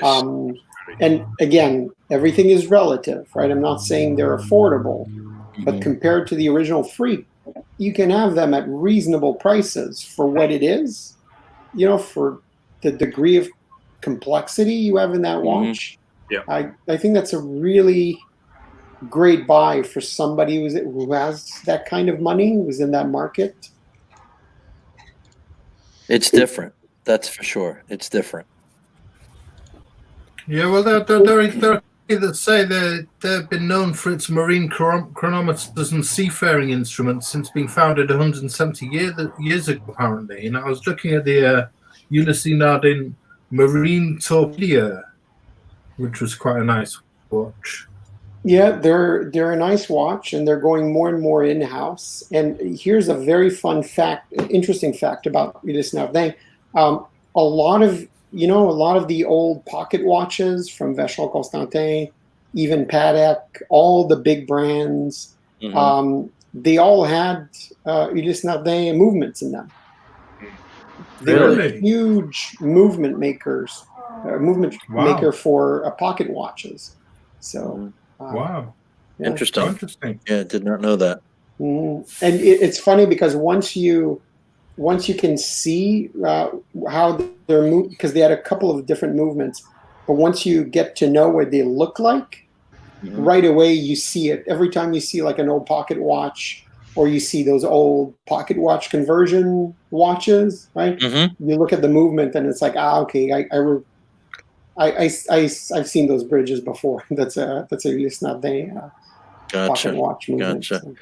Hey, Logan Hall, how's it going, pal? Hi, Logan. You all right, friend? Hey, Logan. Hope you're well. Yeah, and one you could look up for us is the Ulysse Nardin Marine Torpillier, which is marine and Torpilleur, which is an interesting one. Yep.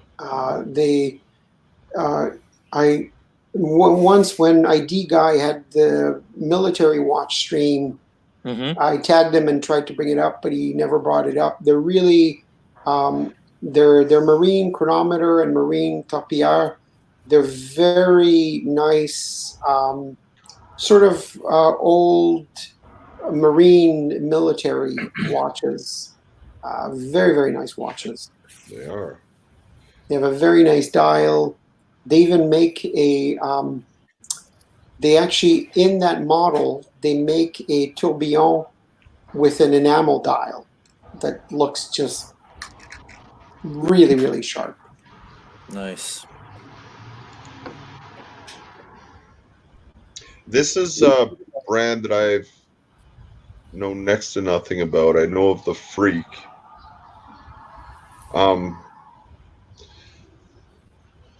And honestly, I kind of thought they were the Freak. I thought that was kind of their main thing. I didn't know they had many other. One Trick Pony. Yeah. I mean, that's my own ignorance. Yeah, well, I'm not looking into them, but these are. Yeah. Look up this other one we're talking about, this Marine Torpillier.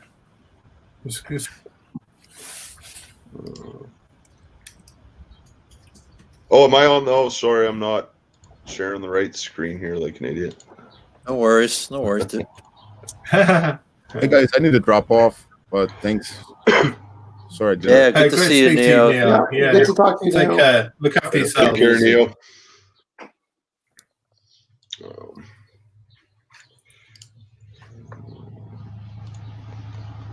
Yeah, unfortunately, Ulysse Nardin gets a lot of flack from a lot of people, especially the followers of a special YouTuber who's very special. And it's too bad because if you, the Watches TV did a great video where they go and visit Ulysse Nardin, you see, you know, it's actually a very old watchmaker. They've done a lot of stuff. It's, you know, people building watches. It's a very cool company, and they actually have very iconic designs, right? So one of the things that a lot of their designs have is that power reserve at the top that you see in those three watches. Yeah. So it's they have very iconic designs. That is. These guys have also done a really interesting series of erotic watches as well. Yeah, I have seen some of those. Yeah, and it's interesting because they've been doing that for a long time, right? When they came out with those recently, the latest like series of those watches, people were all like, you know, like, what the hell? You know, what are these guys doing? But that's something that they've done many times over the years. Yeah. And they actually hire like real artists to make those, right? It's not just like a just in terms of technology and the work that actually goes into those pieces, it's actually incredible. Because you have like a figure of man and woman generally, and you know they move and all that.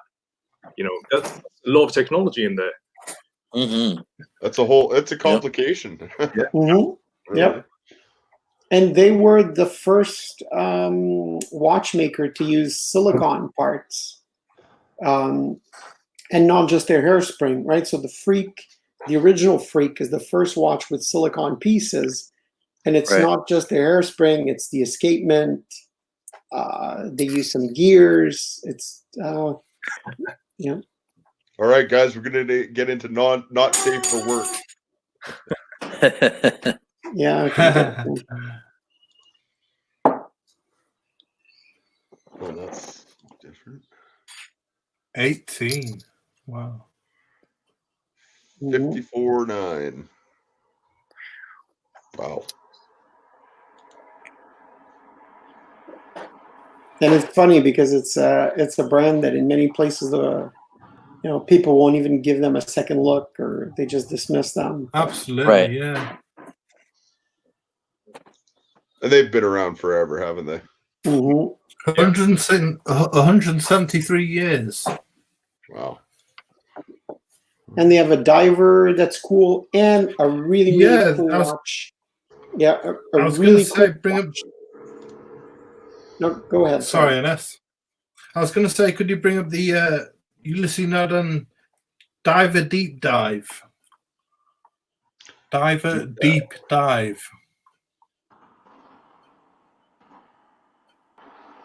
Oh yeah. Oh, wow. Yeah, this one's the Hammerhead. This one is the Hammerhead Shark. 46 millimeter automatic, 1,000 meter depth, high performance decompression valve on the side. Yeah, it's kind of like So it's kind of like their Flow Prof, right? Yeah. And if somebody's looking for a very interesting, nice dress watch for their anniversary a few years ago, they have a mono pusher chronograph dress watch, and the movement in it is the THA movement, the same one that was in one of the Cartier Tortue watch. It's a chronograph with just one pusher, the crown, and it's the movement by THA. So THA is the company that was started by F. Pigeon, Vianney Halter, and the guy from Debitun, I always forget his name, whatever his name is. So you can actually get those for, it's that one. There's one with a solid case back, and there's one where you see the movement. And you can find those in very good condition in like below $10,000, really below $10,000 US.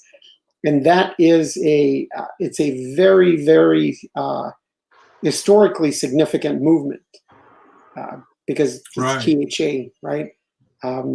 It's a really nice movement in-house for THA, obviously, not for Ulysses Nodden, but great movement, great watch, commemorating an anniversary, really cool watch. For that price, that's tempting. Yeah, it's exceptional for the price. You know, as something was saying, you know, these THA movements, you know, could be collectible. You know, because obviously now THA is owned by Bucaro, right? Mm-hmm. So these are historical THA movements. Because F. Pigeon was part of the THA the company before he actually started off F. Pigeon and all. So you know it's got a place in the history of watchmaking. So and obviously now it operates under a different name. So yeah, potentially, you know, for this price, you know, it's a steal, I think. Mm-hmm. Yeah, good looking watch too. Yeah, absolutely. Mm-hmm. And even if you're not right, you even forget whether it's going to be collectible or not. If you just want to own it for yourself and own a piece of history, this is it's a really, really nice watch to have.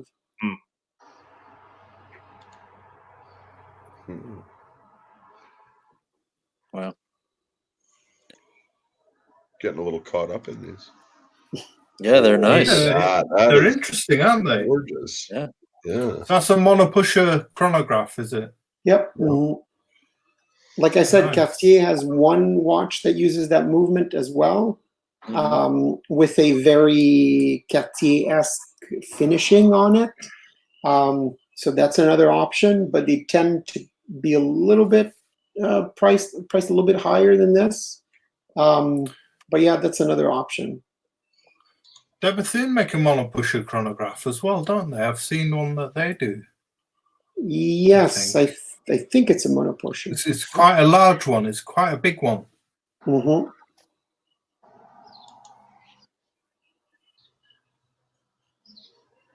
Very interesting. 20 grand. Yeah, that is more expensive.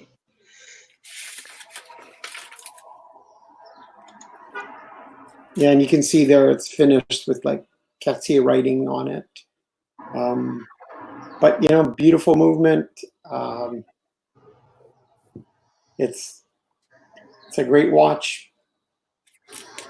Absolutely.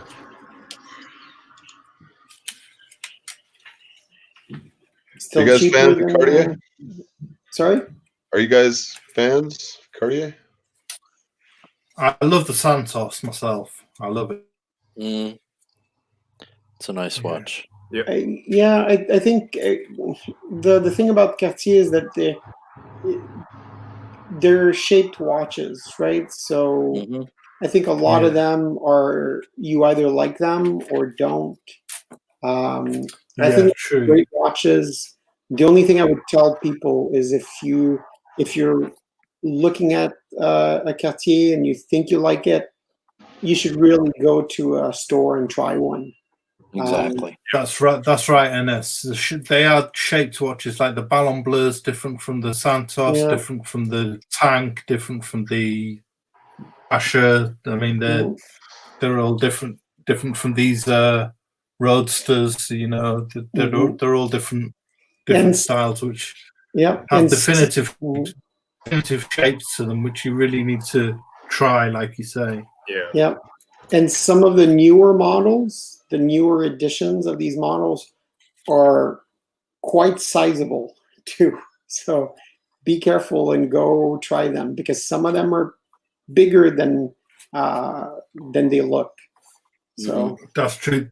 The classic mid-size Santos was now been superseded by the Santos 100, which is huge. I mean, just look at that picture you see on the screen right now, right? The Roadster. That's not a thin, small dress watch. No. Right. I saw one. A buddy had one, and not for me. It's just too much going on with it. Yeah, you have to find one that you like, if you can. Yeah. Pretty big if. Speaking of shapes, what are your thoughts on the Cartier Crash? That's the weird.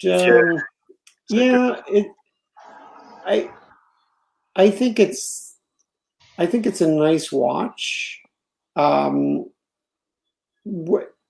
It's not necessarily a watch that I would want to be my only watch, right? I think it's the type of watch that has a place in a collection. If you're into, it's like something from a Salvador Dali picture, isn't it? Yeah, pretty much. No, I've seen one of these on a lady's wrist. They look great. I can imagine it'd suit a lady. Actually, they look quite good on a lady's wrist, I would imagine. Yeah. Yeah, I've seen one only once. The only thing that if you go up, you'll see it in one of those pictures. The only thing that I found weird is how it sits on the wrist and kind of floats above the band. Oh yeah, sticks out. Yeah. Yeah, that was just a bit weird for me. Yeah, there. Yeah. That picture. Take care, Smokey. Yep. Take care.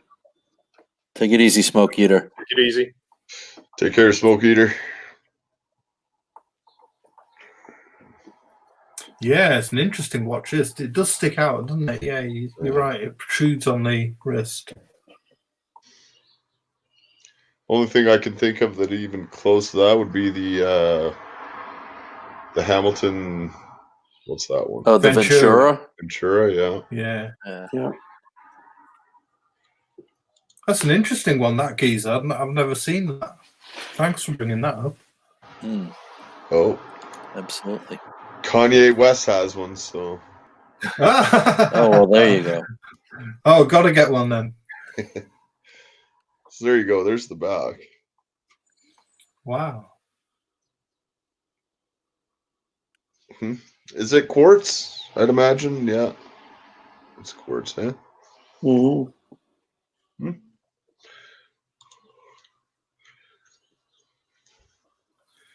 Yeah, it really is a Salvador Dali watch, isn't it? Yeah, it's very quirky. It's like very, very particular. Yeah. like a watch on acid. Mm-hmm.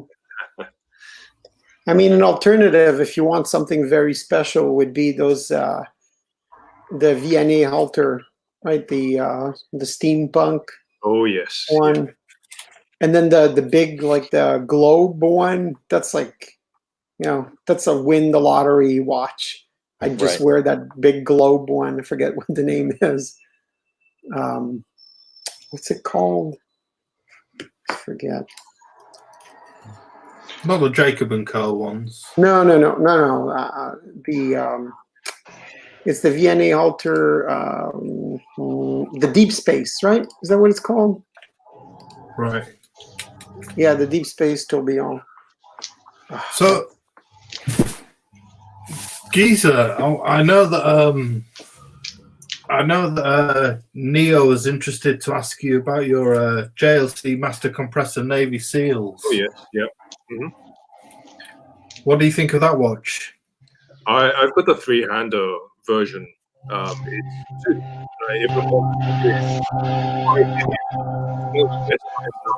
Like seriously, so underrated, and in terms of the design and obviously there's nothing more seriously,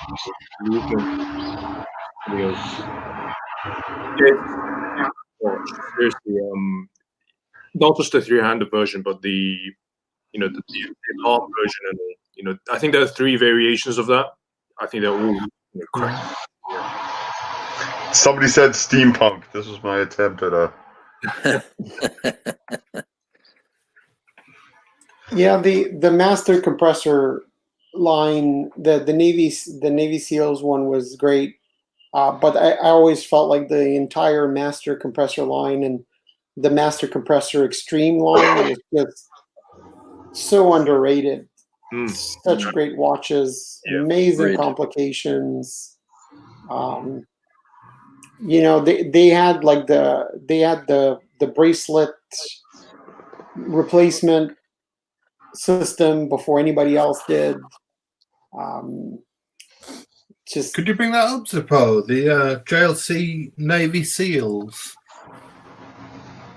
And do you have it with the bracelet that's rubber covered? No, I got it on the strap. Okay. Yeah. Ooh. Yeah, it's a beautiful watch. That is a cool watch. Yeah. That's it was a cool watch. 1,500 pieces, wasn't it? It's 42 millimeter. Something like that, yeah. The compression key winding crown with red arrows signifies pressure locking, doesn't it? Yeah. Yeah, it's a beautiful watch. That is $7,000 for that. Yeah. Very cool. I mean, these are. You can get it for 4,900 used, £4,900 used in England. Wow. Beautiful watch. I think Bear Clooney's got one, hasn't he? Yeah, I think so. Yeah. Yep. I think he's got the. That's a Memovox version, isn't it? That's a Memovox he's showing now. That one. Yeah, they have the 300, the Memovox, and they have the chronograph. I believe the Memovox version is a 44 mil, if I'm not mistaken. Oh, really? Yeah. Right. So you got the three-hander, haven't you, Geezer? That's what I was going to ask. Sorry, what was that? You have the three-hander. Yes, I've got the three-hander, yeah. That's beautiful. Well, technically, I've lent it to my brother, but he's not giving it back.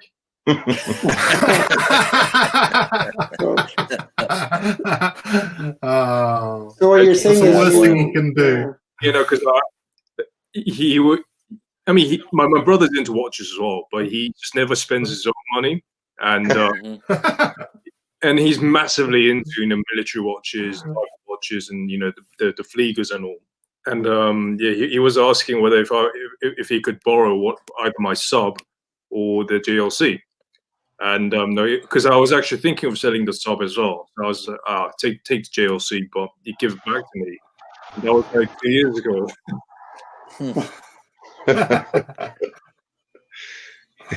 You're a nicer brother than I am. 10 ways to lose a watch.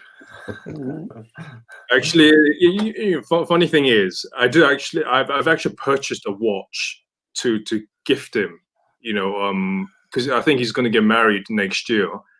And I got the Explorer 2 16550, the transitional reference, which is his birth year watch. So I got beautiful. Years ago. Obviously in anticipation of him getting married, and I wanted to give him something special, but it looks as though it may have to be the JLC instead. The Explorer myself,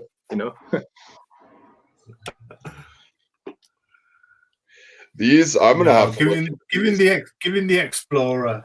Get the JLC back. Yeah, that's the plan. Yeah, Flippin', there was a year and a half ago on Canadian Watch Collector on the forum, there was one of those that you could, I think it was being sold something ridiculous, like 5,000 or 6,000 Canadian. And there was the original master compressor chronograph. So the non-Navy SEALs one, I think they were asking 4,000 Canadian, something like that. Just ridiculous. Wow. I mean, these are watches that have like absolutely no hype behind them, but like the chronograph. Yeah, the chronograph on the chronograph version, the movement is much better than what you have in a Daytona. The crowns easily. Yeah, the crowns are much better than what you have on the Daytona. Yeah. And this is one more. Everybody always says that the Daytona is the only high-end chronograph that has watertight pushers. So this is one of the 56 other models of high-end chronograph with watertight pushers. And like you say, Ennis, something it's so underrated. This watch, so underrated. The Master Compressor series is so underrated.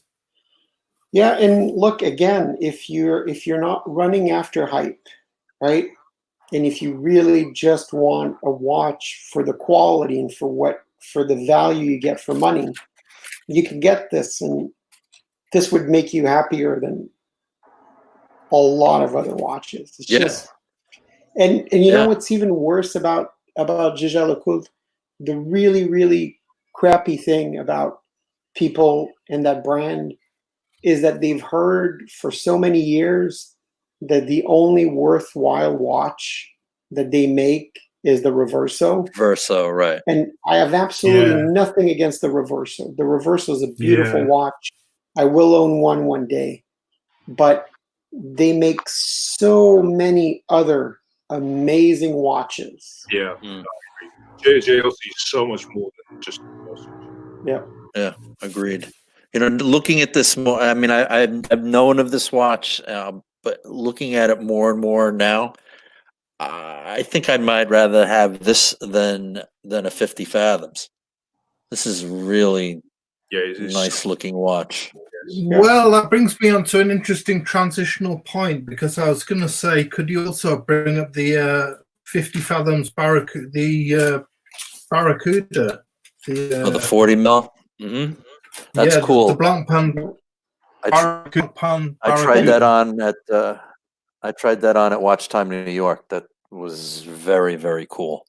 Very, very cool. The middle spec And as Flip and Zippo does that, I'll say hi to Howdy from Texas that just joined. Oh, hey, Yeah, I didn't even howdy. see. Hey, howdy. Howdy. And I'll just bring one last thing about the JLC master compressors. We talk about prices, about being underrated. Just think for a second that the original master compressor, right, the non-Navy SEALs themed one, you can get a chronograph or a three-hander with the locking crowns for the price of a steel Daytona retail. You can usually find a solid rose gold version of those Get out of watches. here. Yeah, Wow. just so you know. So. Wow. That's incredible. Thomas, is this the one you met? 50 Yeah. fathom Barracuda? Yeah, now this is a 40.3 millimeter, only 500 pieces made. This is a 2019 re-edition, in-house caliber. It's radium type superluminova with rectangular cream hour markers and the sapphire crystal bezel. It's a tribute to the old Bakelite inserts. Right. And after French Marine Corps adopted the original 50 fathoms for underwater missions in the 50s, the German Bundesmarine and Polish Navy were supplied 50 fathoms models in the 60s by Barracuda, who were a company specializing in the production of marketing and of technical diving equipment.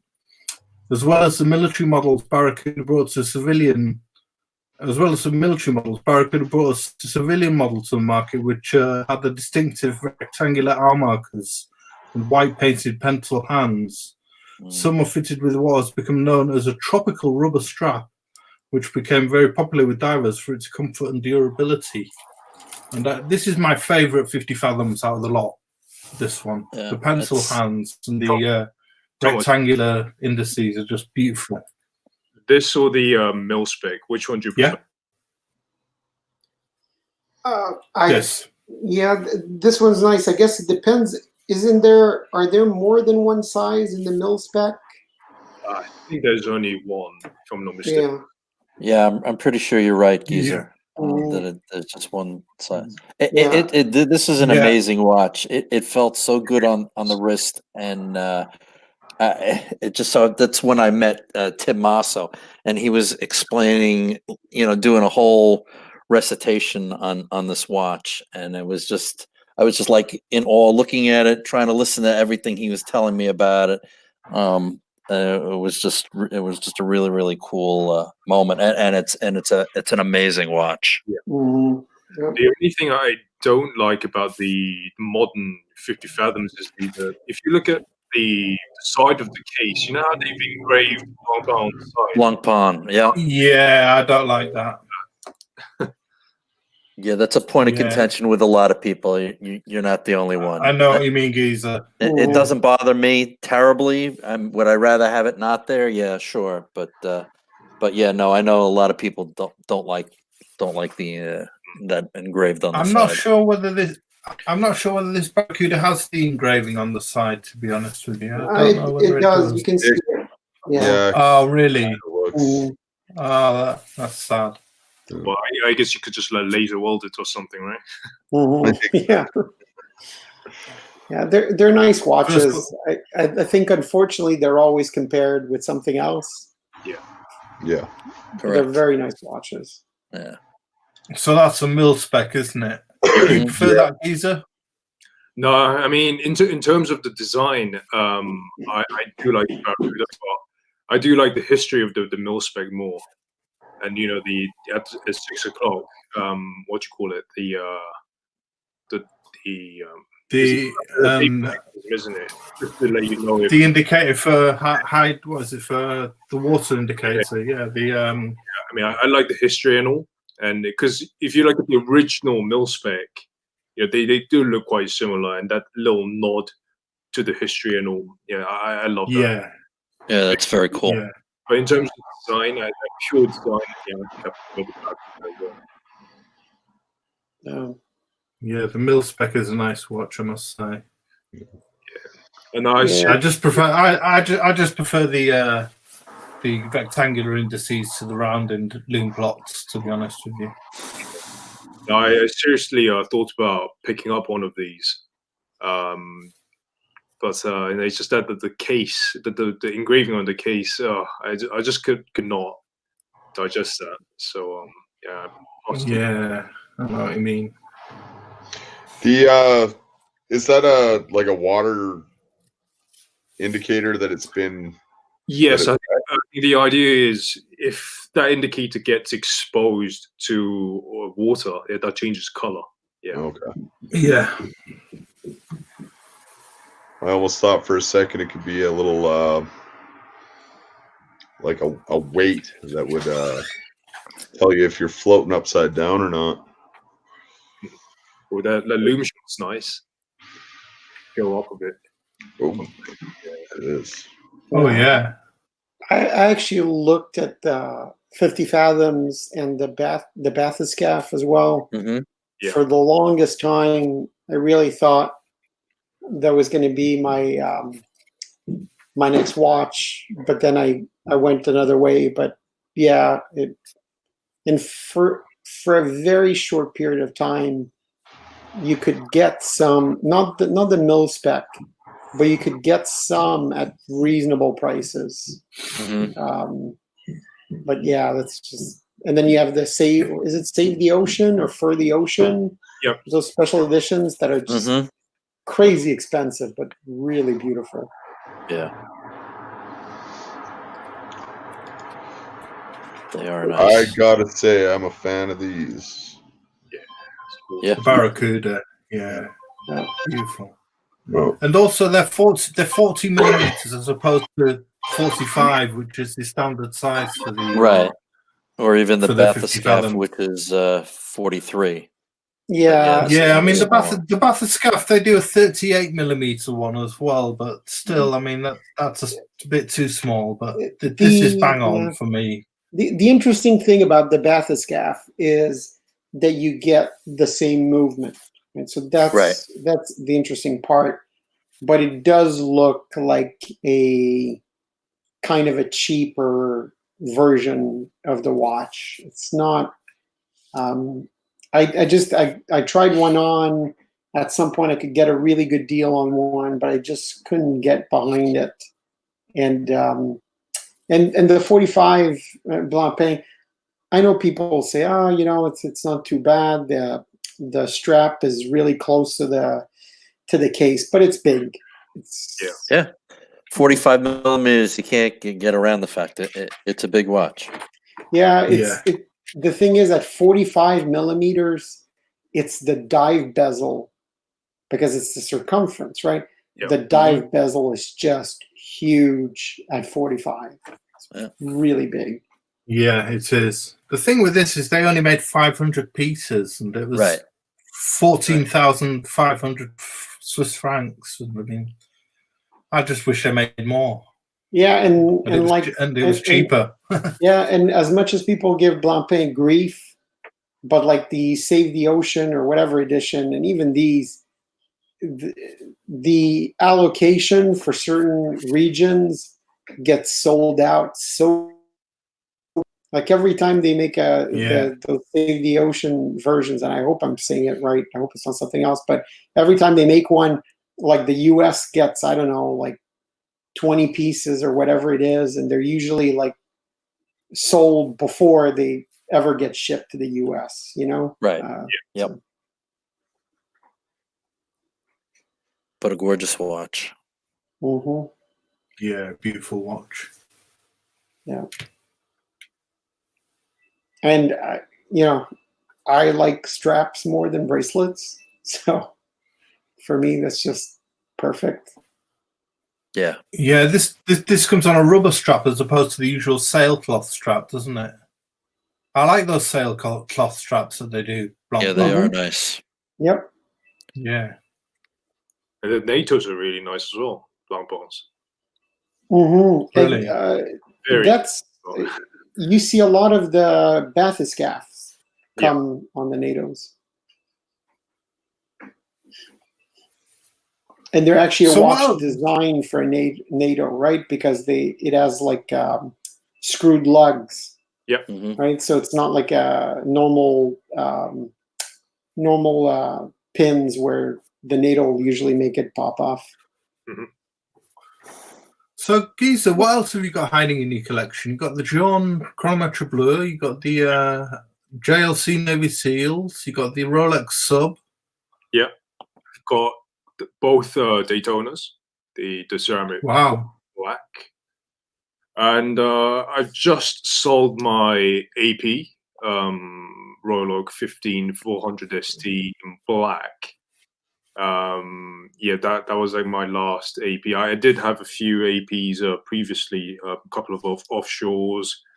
But yeah, again, because of this all the hype and stuff, I just kind of got bored with the brand, if that makes sense. Just Sure. with the Sure.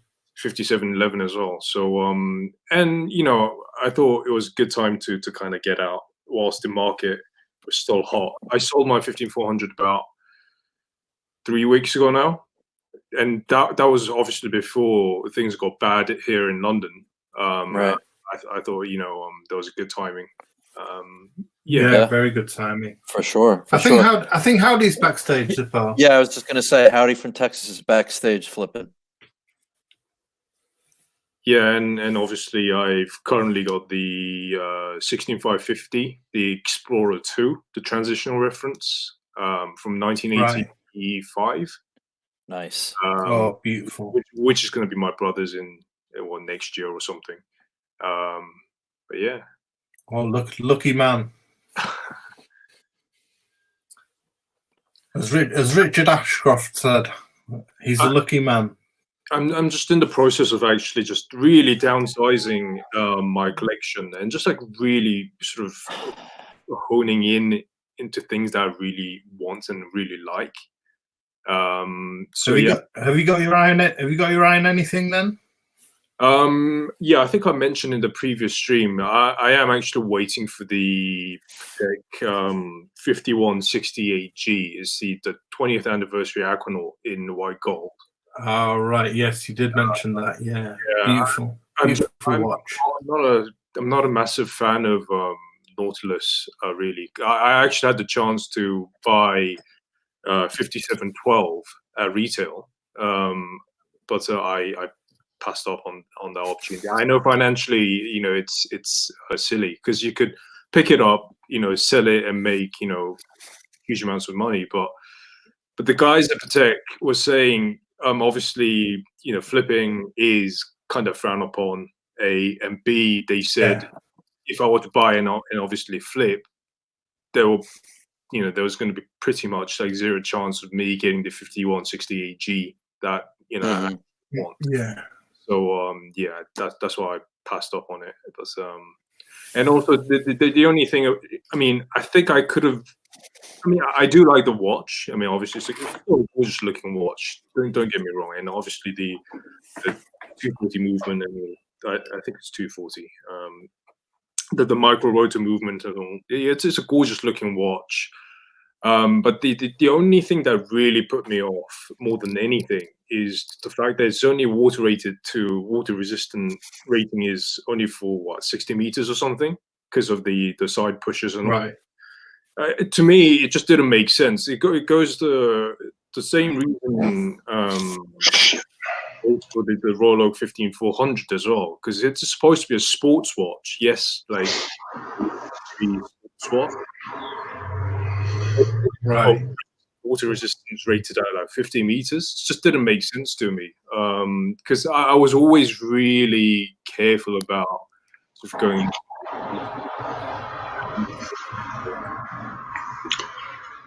Sorry, guys. I hope I didn't mess anybody up there. No worries. Howdy, you there? Hey, Blue Shirt. Hey, Thomas. And it's something, Geezer. Howdy. It's been a while. How you guys doing? Hey, howdy. Good, man. Good to see you.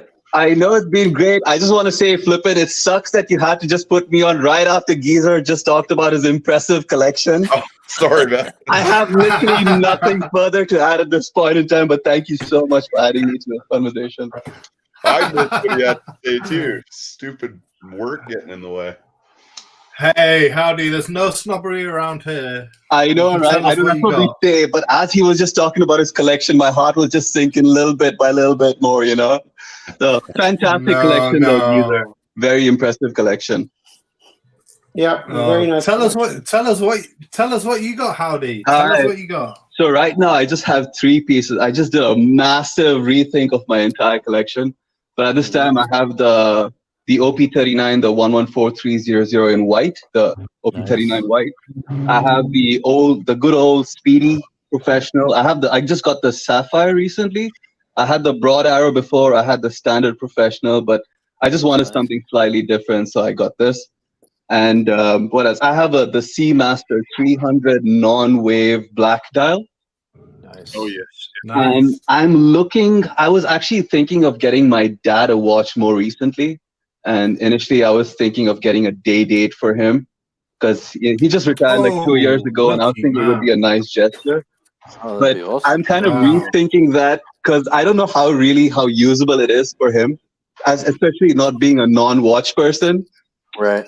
So then I was thinking I'm going to go the blue shirt route and just get him the Explorer one. It's always the answer, isn't it? Yeah, there you go. Can't go wrong. Yes. You can't go wrong with that. I totally agree. I own one and I miss it every single day. It is the perfect watch. It's as close to perfect as you can get. I know. And I Does just want to everything add as well, Blue Shirt and Thomas and everyone, thank you so much for being so welcoming to me and making me feel a part of this community. You guys are like the pillars of this entire community, you know, so thank you so much. Not at all, Howdy. You are one of the originals. You are one of the Exactly, originals Howdy. of the community, Howdy.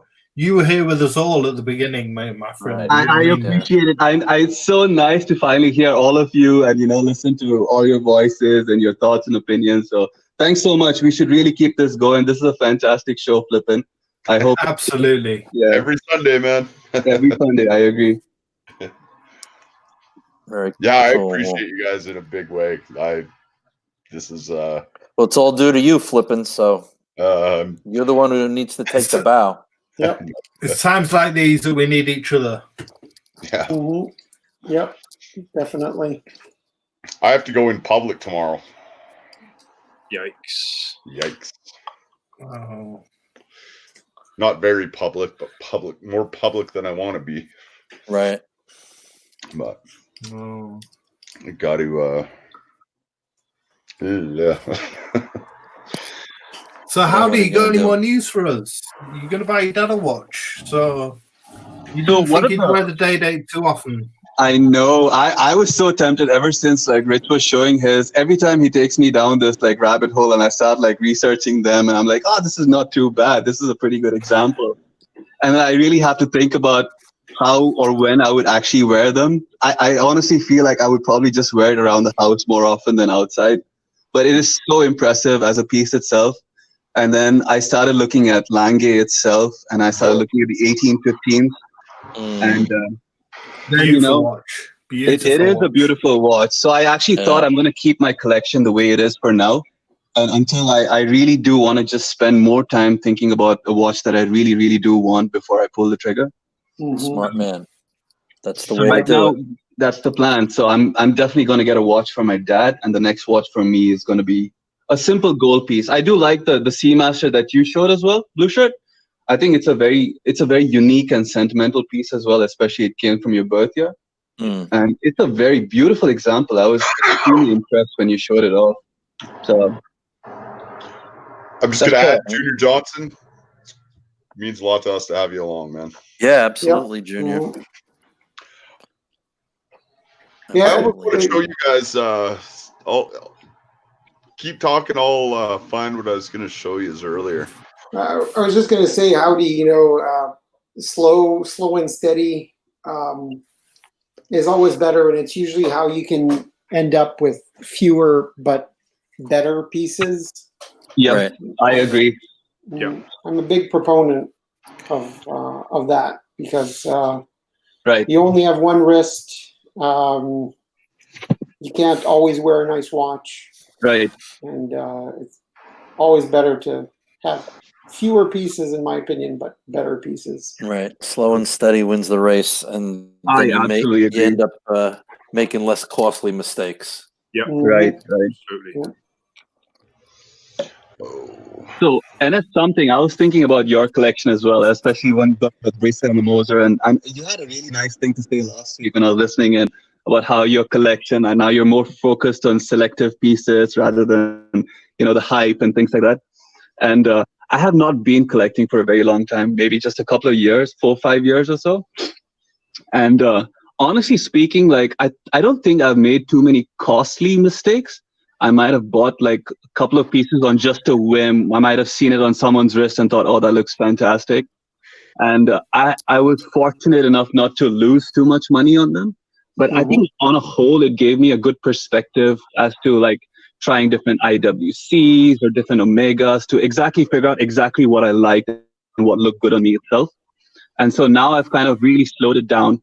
And, just turn off all the eBay searches and, make sure you don't open Watch Recon too often. And, it's less costly when I listen to you guys on the show talk about your watches than when I go down the rabbit hole on myself. So. Yeah, but, there's nothing wrong with buying stuff because you like it. Right. Absolutely not. No. And if you buy something because you like it and it ends up being a mistake, right? You at least enjoyed it. For a while. Absolutely. I'd say it's much better than ending up, putting an expensive, like a GMT or something on your credit card, and then realizing that you don't get the hype and you don't know why you bought that damn watch, and now you can't get out of it as quickly as you were told you could. So it's good to have your own journey as long as it's your journey. Right? That's right. Somebody else's. That's where the value of a community like this comes in, where we get to get lots of input, get to see all the pictures. The input, that's a great part of it. Right. I mean, Geezer, you enjoyed your time with your pieces before you sold them, but then it was time to move on. Yeah, absolutely. I mean, I started this journey with my first high-end watch was actually a Panerai, the 111. Nice. And then I was massively into Panerais, maybe 7-8 years ago, and then I got myself the 392, which is the 42 mil luminol with the date. Because obviously, if you think about the resale and all that, that was a crazy move to get the 42 mil in Panerai, right? Because no one really wants that. But I bought it because I loved it. I loved the design. I loved the fit on my wrist and all. And but you also move on, right? You may like that at one point, but you move on. I don't think taking a loss financially really matters as long as you've actually had a good time with the watch. Right. Yeah. Because that's what that's what that's what a lot of people are saying. Watches are not investments, right? As you've enjoyed your journey with the watch, that's all that matters. It's just an expensive toy, expensive hobby, and as long as you get the joy out of it, I think that's all that matters at the end of the day. Absolutely. Right. Absolutely agree. Yep. And obviously, if you're constantly thinking about resale and all that, in my opinion, you can't actually afford that watch. If you're really thinking about that all the time, Yeah. You're right. Yeah, and you're you're limiting yourself, and you're probably ending up with watches that you don't like. And a watch or any hobby should not make you feel miserable. That's good. No, how many guys are stressing themselves out about, they've got so much money tied up in watches that when something like this happens and they need to liquidate, they're boned. Yeah, it's, and the thing is, when you're buying a watch because somebody else tells you should be buying it, because of factors like resale and whatever, what are you doing buying stuff that you don't really like? I always use the Explorer 2 as an example. The Explorer 2 is a great example because it's a watch that I can talk bad about it because I actually really, really like that watch, right? I really love the way it looks. But how many people bought an Explorer 2 and deep down hate it, right? Because the only reason they have it is because it's the only Rolex that they were able to find at a given price at some point. And they have an Explorer 2. They're just waiting until the day they can have like a GMT, right, or a sub or something else. Why buy a watch for that, right? The flip side is that you have people that buy an Explorer 2 and love it, and those people buy it and they're happy with it. Yep. I mean, I have so much respect for these people who have really put like a real thought into making a collection. It's not about having 20, 30, 40 watches in your watch box, but I would have more respect for someone who's got like maybe 4 or 5 watches, but they have like a real sort of rationale behind every single one of those pieces. That's someone who I think is a real collector, not the one who's amassed like 40, 50, 60 pieces. It's You're right. part of the journey. I mean, there's nothing wrong with having 40 pieces. If you genuinely enjoy every single one of them. Yeah. Yeah. Who's actually enjoying that many pieces? Yeah, I mean, it's just that I'm not just type of a person who, not just in watches, but in anything. I don't like to actually hoard things and have too many of anything. Maybe Yeah, I mean, if you're taking sort of 40, 50 pieces, I mean, you need to be wearing one watch a day or changing watches several times a day, don't you? Yeah, that's why I have this kind of, I always try to limit myself as to how many pieces I can have in my collection. And yeah, I mean, my limit's going to be 5. So I'm, as I was saying before, I'm really in the process of kind of consolidating my collection. Selling off the ones.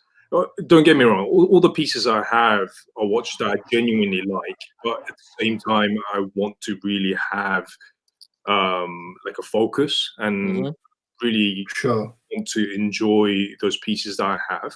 It might, and I've kind of realized that 5 is the number for me. Having more than that, I'm just having to kind of worry, about the storage, the security, and what have you. But also, I think it's a great number. Yeah, and also I just don't get to really enjoy, some of the pieces. Some of the pieces just get kind of neglected, at times, and it's a shame because you've put your money and your soul into it. So those pieces genuinely deserve to be enjoyed and all that. Right. Yeah. No, excellent points. Watches deserve to be worn, and if you got too many, even fantastic watches, some of them are just going to end up sit, and then what's the point? Yeah, I mean that's precisely what happened with my 15400. A few weeks ago. I used to wear the watch a lot, but over the last, I would say, 12 to sort of 18 months, it's literally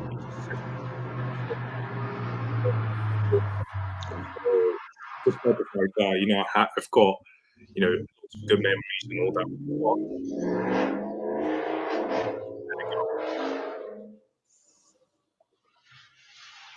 Can you guys hear anything?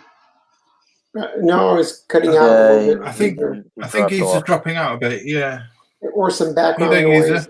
Yeah, I got it. Can you hear me now? Yeah, now we can hear you. Yeah, we can hear you now, Geezer. Yeah, I mean, at what point do you start resenting those watches that you can never wear either, right? You've got $10, $15, $20,000 sitting in a box that never makes it onto your wrist. Yeah. Yeah. I think that the Jaune, the Chronomet Blue, and one of the Daytonas will always be my collection. But I'm not so sure about the sub. And I mean, as much as I love the sub, I just don't wear it that much. Again, so, that's what I'm seriously thinking of. Selling it, and obviously put it towards my, my next watch and all. Yeah. Yeah. Gotta respect a clean collection. Yeah. Correct.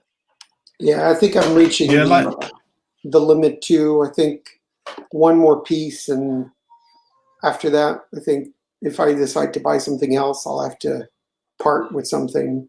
But I think that's where I'm headed. One final piece, and then I'll take a long, long break, hopefully. What's on Right your off into the sunset, Ennis.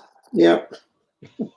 Will that be thesis for you, Ennis? You'll be on your 7th watch, right? Yeah, that would be 7. I think I'm already at a lot. I think at 6. I think one more dress watch and we'll be done, I think. Another dress watch? You're not going to make it a sports watch?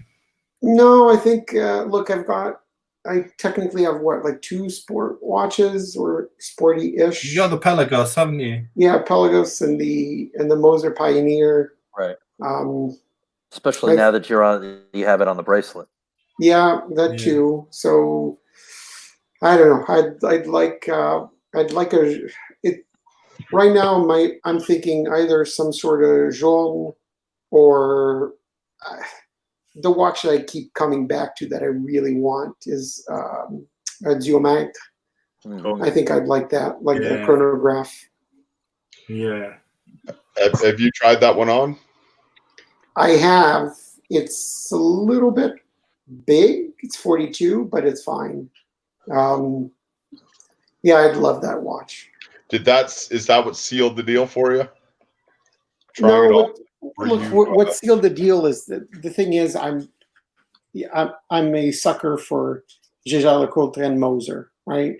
Those are the watches that I really, really like, and the movement on the Duomètre is just phenomenal. It's like that watch is everything I want.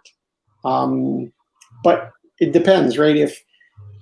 If I can find a great deal, I wouldn't mind a jaune centigraphe either, or chronomètre souverain or something like that. But the thing about jaune is I don't think you're going to see amazing deals on those anytime soon. So I agree. I would love to have another jaune in my collection as my final piece. Yeah. Mm-hmm. I mean, I do think that the chronomètre bleu might go down like a couple of $1,000 or something.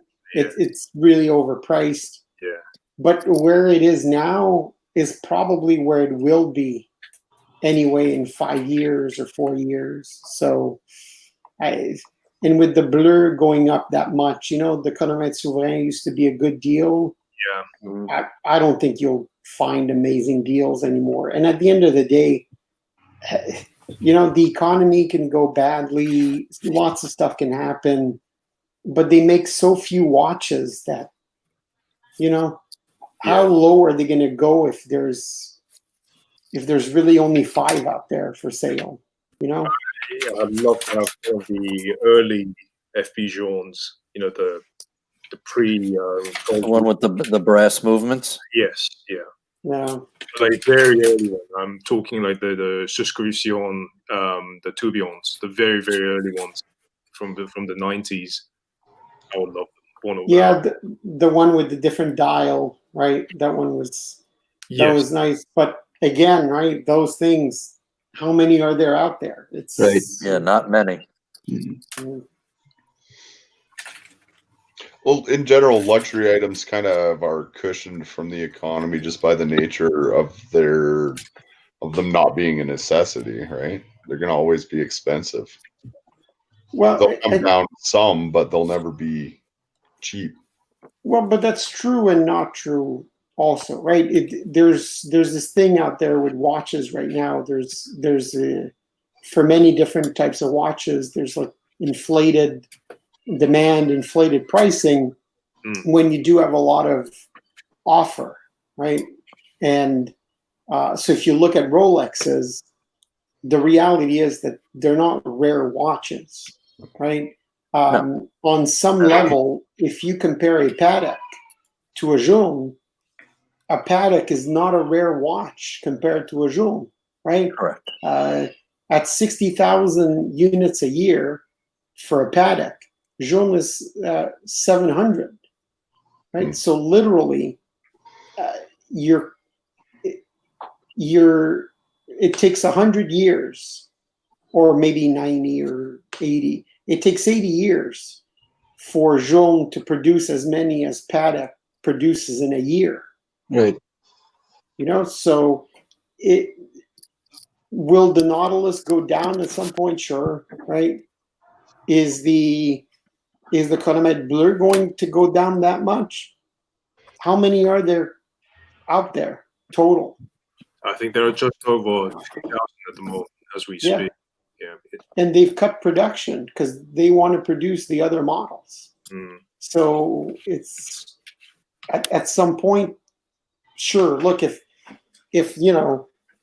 this turns into a big thing and 50% of the world's wealth is wiped out, sure, everything's going to go down. But short of that, but the Hulk, that if there's a million, or it's not a million, but if there's 2,000, 3,000, 4,000 Hulks out there, it'll be really interesting to see what happens to the watch industry after this coronavirus. Yeah, absolutely. Yeah. Yep. I'm not just talking about the gray market and prices on these high pieces, but I would imagine a lot of these independents will really struggle financially. I'm talking well, Switzerland has been affected immensely, hasn't it, by the coronavirus? So it's these small brands, that sell maybe 100 pieces a year, that sell really expensive pieces, but sell 50 to 100. I have a feeling these guys are really going to struggle if this really prolongs for say 5, 6, 7 months. Mm-hmm. Yeah. I think especially if you don't have a very well defined market, exactly. Right? Yes. So I think like a Jaune has made it, right? FP Jaune has made it. They have a market. They have clients lined up. They have people lined up at the boutiques, and yes, they do have a hype model, right? The Chronomètre Bleu, but the reality is that even if they lose 90% of the customers for the Chronomètre Bleu, because a lot of people were into the hype, they were into the resale value, it doesn't matter, because that 10% that's left, or that 5% of the clientele, are more than enough to buy all of these watches. Right? But is that true? I know a lot of people are saying that that's true also for Debitun, but is that really true for that brand? Right? I think you have some brands that are not quite established or are on the cusp of being established, that it's like if you take Kerry Voutilainen, right? Yeah. He's not going anywhere. No. Right. But is Grubel Forcé really that well established that they're going to weather any storm? Right. And how many, $250,000 or $400,000 watches can you sell post, epidemic? Well, it's post-epidemic. It's post-oil, right? We have to start thinking about post-oil as well. Mm-hmm. What's happening to, Dubai Watch Week is super important. What happens to that market in 10 years, in 15 years? I mean, heck, what happens to that market next year? Let's be brutally honest, right? Right. Because when those people go and, am I going to buy am I going to finance everything in my lifestyle, or am I going to buy a watch, right? Am I going to buy the new house or a watch? Am I going to buy food or a new watch? Am I going to buy a new car? So the world is changing. And I think if you haven't made it at this point, or you're on the cusp of making it, it might be hard, right? Like if you look at a Moser 3 years ago compared to Moser today, I think Moser today, they're in a great place. but from 3 or 4 or 5 years ago, they probably wouldn't make it to the other side of this, right? Especially if it was Moser pre the Milan family. Yeah, they'd be closing up shop next week, right? Right. So, Agreed. Yeah. Yeah, and it would also be interesting to see what happens to the big brands as well, not just the small guys. Obviously, we all know probably Rolex and Patek, they'll be okay, but other sort of biggish brands. I mean, both of them are under Richemont or LVMH, but if they're really bleeding cash, what's going to happen to them? Yeah, no, we were earlier on in the stream. We were talking just about that. That's even Swatch. What was the example we were given? Mito, Like Mito, right? Yeah, right. Exactly. Yeah, I think you're going to see consolidation a lot, right? You look at the Richemont or you look at Swatch. I think there are brands in those two groups that are probably expandable, right? I'd say Baume & Mercier for sure, Mito, at least in certain regions, right? Why try to market a watch in a region where it doesn't sell? But yeah, I don't know. Does Baume & Mercier really sell in any region? Right. That's the question. But yeah, it's something to think about, right? I don't think. I think you have some brands that are going to have to consolidate for sure. And there's some brands that are always going to survive. I think you have brands that people look down on that are probably going to get through this with flying colors, right? Like JAG. At the end of the day, they'll be selling at Costco and in shopping malls, and So, Giza, we know you're a Jean fan, but have you looked into any of the other brands, like something's mentioned, like Carré-Voutilanen or Grubel 4C? Yeah, of course. I mean, I've actually had the pleasure of meeting Carré-Voutilanen in person. Take care, Junior Johnson. Yeah, take care, Junior Johnson. Yeah, take care, Junior. Good to see you. See you next week. Yeah, I'm a massive fan of Carré. I also really like MBNF. Again, I had the opportunity to, have a face-to-face conversation with Max Buser at MBNF at a private event. So I mean, yes, I have tremendous amount of respect for these sort of artisans, of these independent brands. But the only problem is they're just too damn expensive, Right.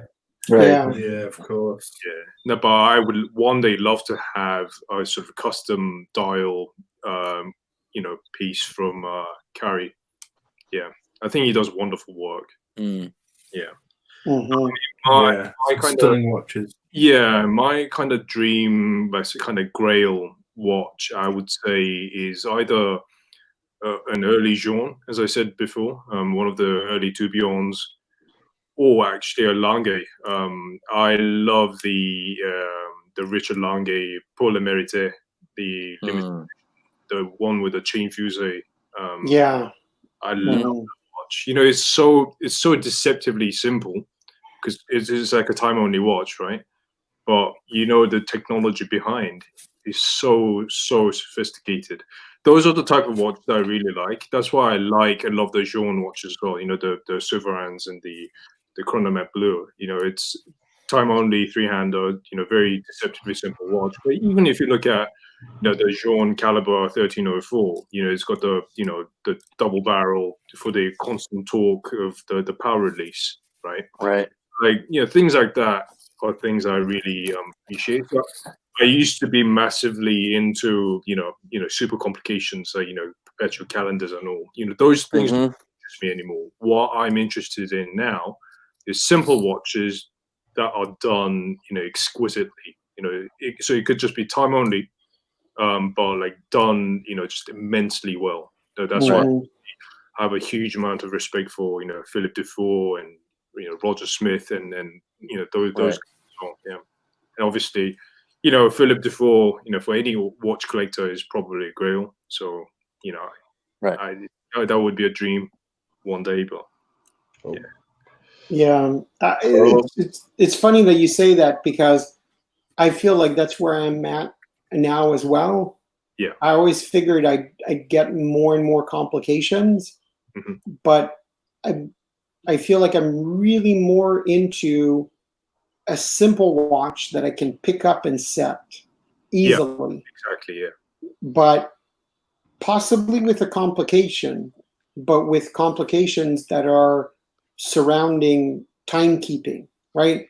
So something in service of that three-hander. So you mentioned like the fusée and chain, right? That's such an amazing complication with amazing history behind it. Yeah. Right. With the old marine chronometers and all that stuff and the engineering behind that, right? The chain and everything is it's amazing. It's mind-boggling. It truly is. But in the end, it's all in service of the timekeeping. And I think that's what's cool about a lot of Jaune, right? Yeah. Like I know it's a bit complicated, the dial, right? The chronomètre optimum, but that's like a super complex watch. Yeah. But all the complications are there for your timekeeping. Not for and I say this even though I'm a huge fan of the Moser perpetual calendar, but and that was my kind of grail for a while until I realized that, it's so nice to have a simple watch. You pick it up, you set it, you're done. But if on top of that simplicity, you can have all of that complexity to make the timekeeping great, it's just, I think that's just amazing in a watch, and especially if we're talking about mechanical watches. Yeah. Right. The more you realize that perpetual calendars, triple dates, all that stuff, it's so common in the industry, but these very complicated chronometry watches are just awesome. Yeah. I totally agree. Yeah. Absolutely. Is there any particular one you're thinking about, NS, when you sort of go? Could Zippo bring one up? Look, I've talked about the Duomite, but if we were talking about Grail watches, it would have to be the Chronomètre Optimum from FP Journe. That I've said before, right, that I have different levels of Grails. I have an attainable Grail, which would probably be the Duomite. I have like the maybe one day Grail, like the Chronomètre Optimum, and then there's the Grail, right, like a Dufour. Let's have you Grail, and bring Zippo. Bring up NS something's Grail. What's that, NS? All right. Like ultimate Grail, like unattainable Grail, or yeah, go on then. Your or Grail. semi-attainable Grail. No, your unattainable Grail. The F off look, watch. the unattainable Grail is I have two unattainable Grails. I think. Go on then, go for it. There's the JLC Westminster, right? Yes, I was gonna. I knew you were gonna say that one. Yeah, we've talked about that many times, and I think it's such an underrated watch because it's an 880,000 euros, I think, watch, but to me it's a watch that it's on the same level as a Grubel Forcé. To me, it blows the Grandmaster chime from Patek out of the water. Right? There's no. It's in a league of its own. It's a great watch, but then you have the Philippe Dufour, the simplicity or duality. I think that is just. Is this the one? This Tourbillon? Yeah. That one is just. Yeah, it's It's- mind blowing. It's got the Giro Tourbillon. It's got the perpetual Gyro calendar. tourbillon. You know, I see this one in person. It is spectacular. yeah. It really is. Yeah. Have you seen this geezer? Yes, I have. At a private JLC event last year, it was just it was crazy, crazy beautiful. Jeez, look at that. Yeah. Wow. I mean, it's got everything, right? It's got, there are things that they don't even really talk about that are in there. It's got a remontoir d'égalité. It's got the Giro Tourbillon. You know, if you look at the date, right? Like the date, the pointer date, it's got like it skips right over the tourbillon. That's not like an easy complication. The minute repeater beats like everything out there. It's really the Westminster chime. It's just it's an amazing watch, and like if Grubel Force was making that watch, that would be a $2 million watch. Right. If Patek, Easy. Yeah. If Patek made that watch, that's a $10 million watch. Right. Retail Patek. So what's your grail, Thomas? Oh, I haven't. You know what? I don't have enough money to even browse that sort of watch. Oh, yeah, that's why it's grail, right? Yeah. You always dream. Thomas, are you under the impression that we have enough money for the Westminster? Because if you do, I'll have to correct you on that.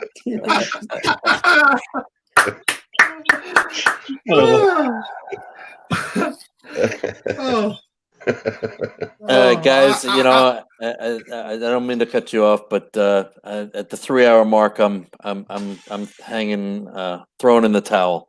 So this has been an amazing discussion. Really appreciate it.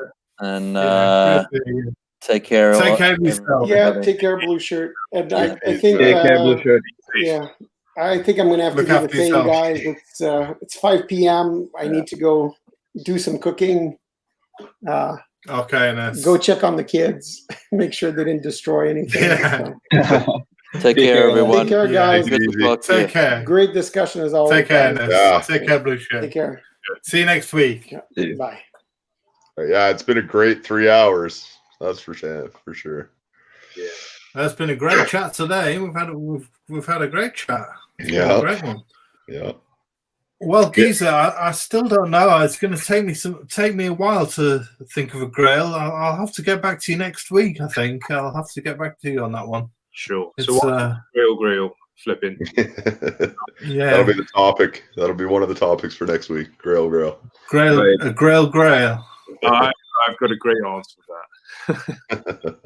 What's yours? Mine is the Jean only watch Tourbillon from 2016, the blue Tourbillon. There's only one in existence, and I know who's got it, but yeah. You bring that as a bit of Jean only watch Tourbillon. Yeah, it's basically Chronomet Blue plus a Tourbillon. So it's a tantalum case. Ah, really? Wow, that must look beautiful. That is my ultimate grail. That I'll. But then there's only one made, isn't there? So exactly, and I think it belongs to a Lebanese super collector. Right. Wow. So yeah, I don't think I'll ever have it. I love some of these only watch productions that they do. They really are gorgeous, aren't they? My favorite one was the only watch. Oh, look at that! Is that the one? Yes, that's the one. Wow. Oh wow! There you go. Jeez. I think my favorite only watch was the only watch Breguet Type 20. That was that they did. Gorgeous. That type. Was that the brown guy? Yes, that's the kind of brownish. That's right. That was a beautiful piece. I agree. Yeah, the brown dial Type 20. Yeah. Sorry, who made that one? Yeah, I have. Yeah, I have seen that Type 20 Only Watch in London when the Only Watch Oh, really? were on tour. Yeah, that Type 20 definitely was my favorite as well, alongside the Journe Astronomic. Yeah, those two were my favorites. Picks of the bunch. Yeah, I'll try to like send in some pictures or something to Flippin so he could use it for next week or something like that. Yeah. Yeah.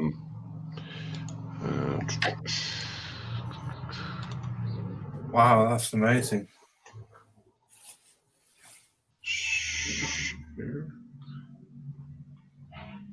Is this the one here? That's the one. Oh, look at that. Look at Yeah, it, yeah. that's good. That just Yeah, the brown dial and those numerals, just gorgeous. that crown even is by itself is beautiful. Onion crown, yeah. I think that went for about £20,000, was it, Geezer? I think so. Yeah, More than that, yeah. slightly more. I think. Yeah. Yeah, I think a bit more. Mm. What's your grail then, Howdy? Oh, Thomas, you're putting me on the spot, just like how you were on the spot. The moment what's you your talk about ultimate grail, grail? if I start talking about that, my bank is gonna call me and start laughing at me right now. Yeah. Brilliant. But honestly, you've got me thinking. I'm gonna have that an answer ready for you next week. I'm gonna be on next week, and I'll have something ready for you. Yeah. I think next week will have to be titled Grail Watches. Yeah. Right. And when it comes to NS, we gotta ask him for his grail now. Yeah. I think that's a great topic, Geezer. I think you started something now. Yeah. Thomas, you've got a kind of a dedicated email for this stuff, right? Yes. If you want to contact me on Explorer2, I'll put it in the chat. Yeah. Yeah. Geezer, I don't have a dedicated email for this, so no problem. I think Geezer's got my email. Yeah. Yeah. And then I'll send something over. Some pics and footages. You got my email, haven't you, Geezer? Yes. Yeah. Yeah, great. Yeah, that'd be great. All right, guys, should we call it? Sure. Yeah, it's been a great one. It has It's been a brilliant one today. Appreciate Thanks everyone for joining. Thanks, Howdy. Thanks, Howdy. Thanks, Geezer. Yeah. Thanks, everyone. I really appreciate you guys. Yeah, Thanks. glad. Yeah, always lovely to have you on. Great, always great as always. Thank you. Yeah. Sounds good. I'll see you guys next week. Take care of yourself. Take care too. Yeah. All right, guys. Thanks again. Very much appreciated. And have a good week. Do what you can to have a good week. Yeah, look after yourselves, everyone. Take care. Stay clean and safe. Yeah, absolutely. All right. Have a good one.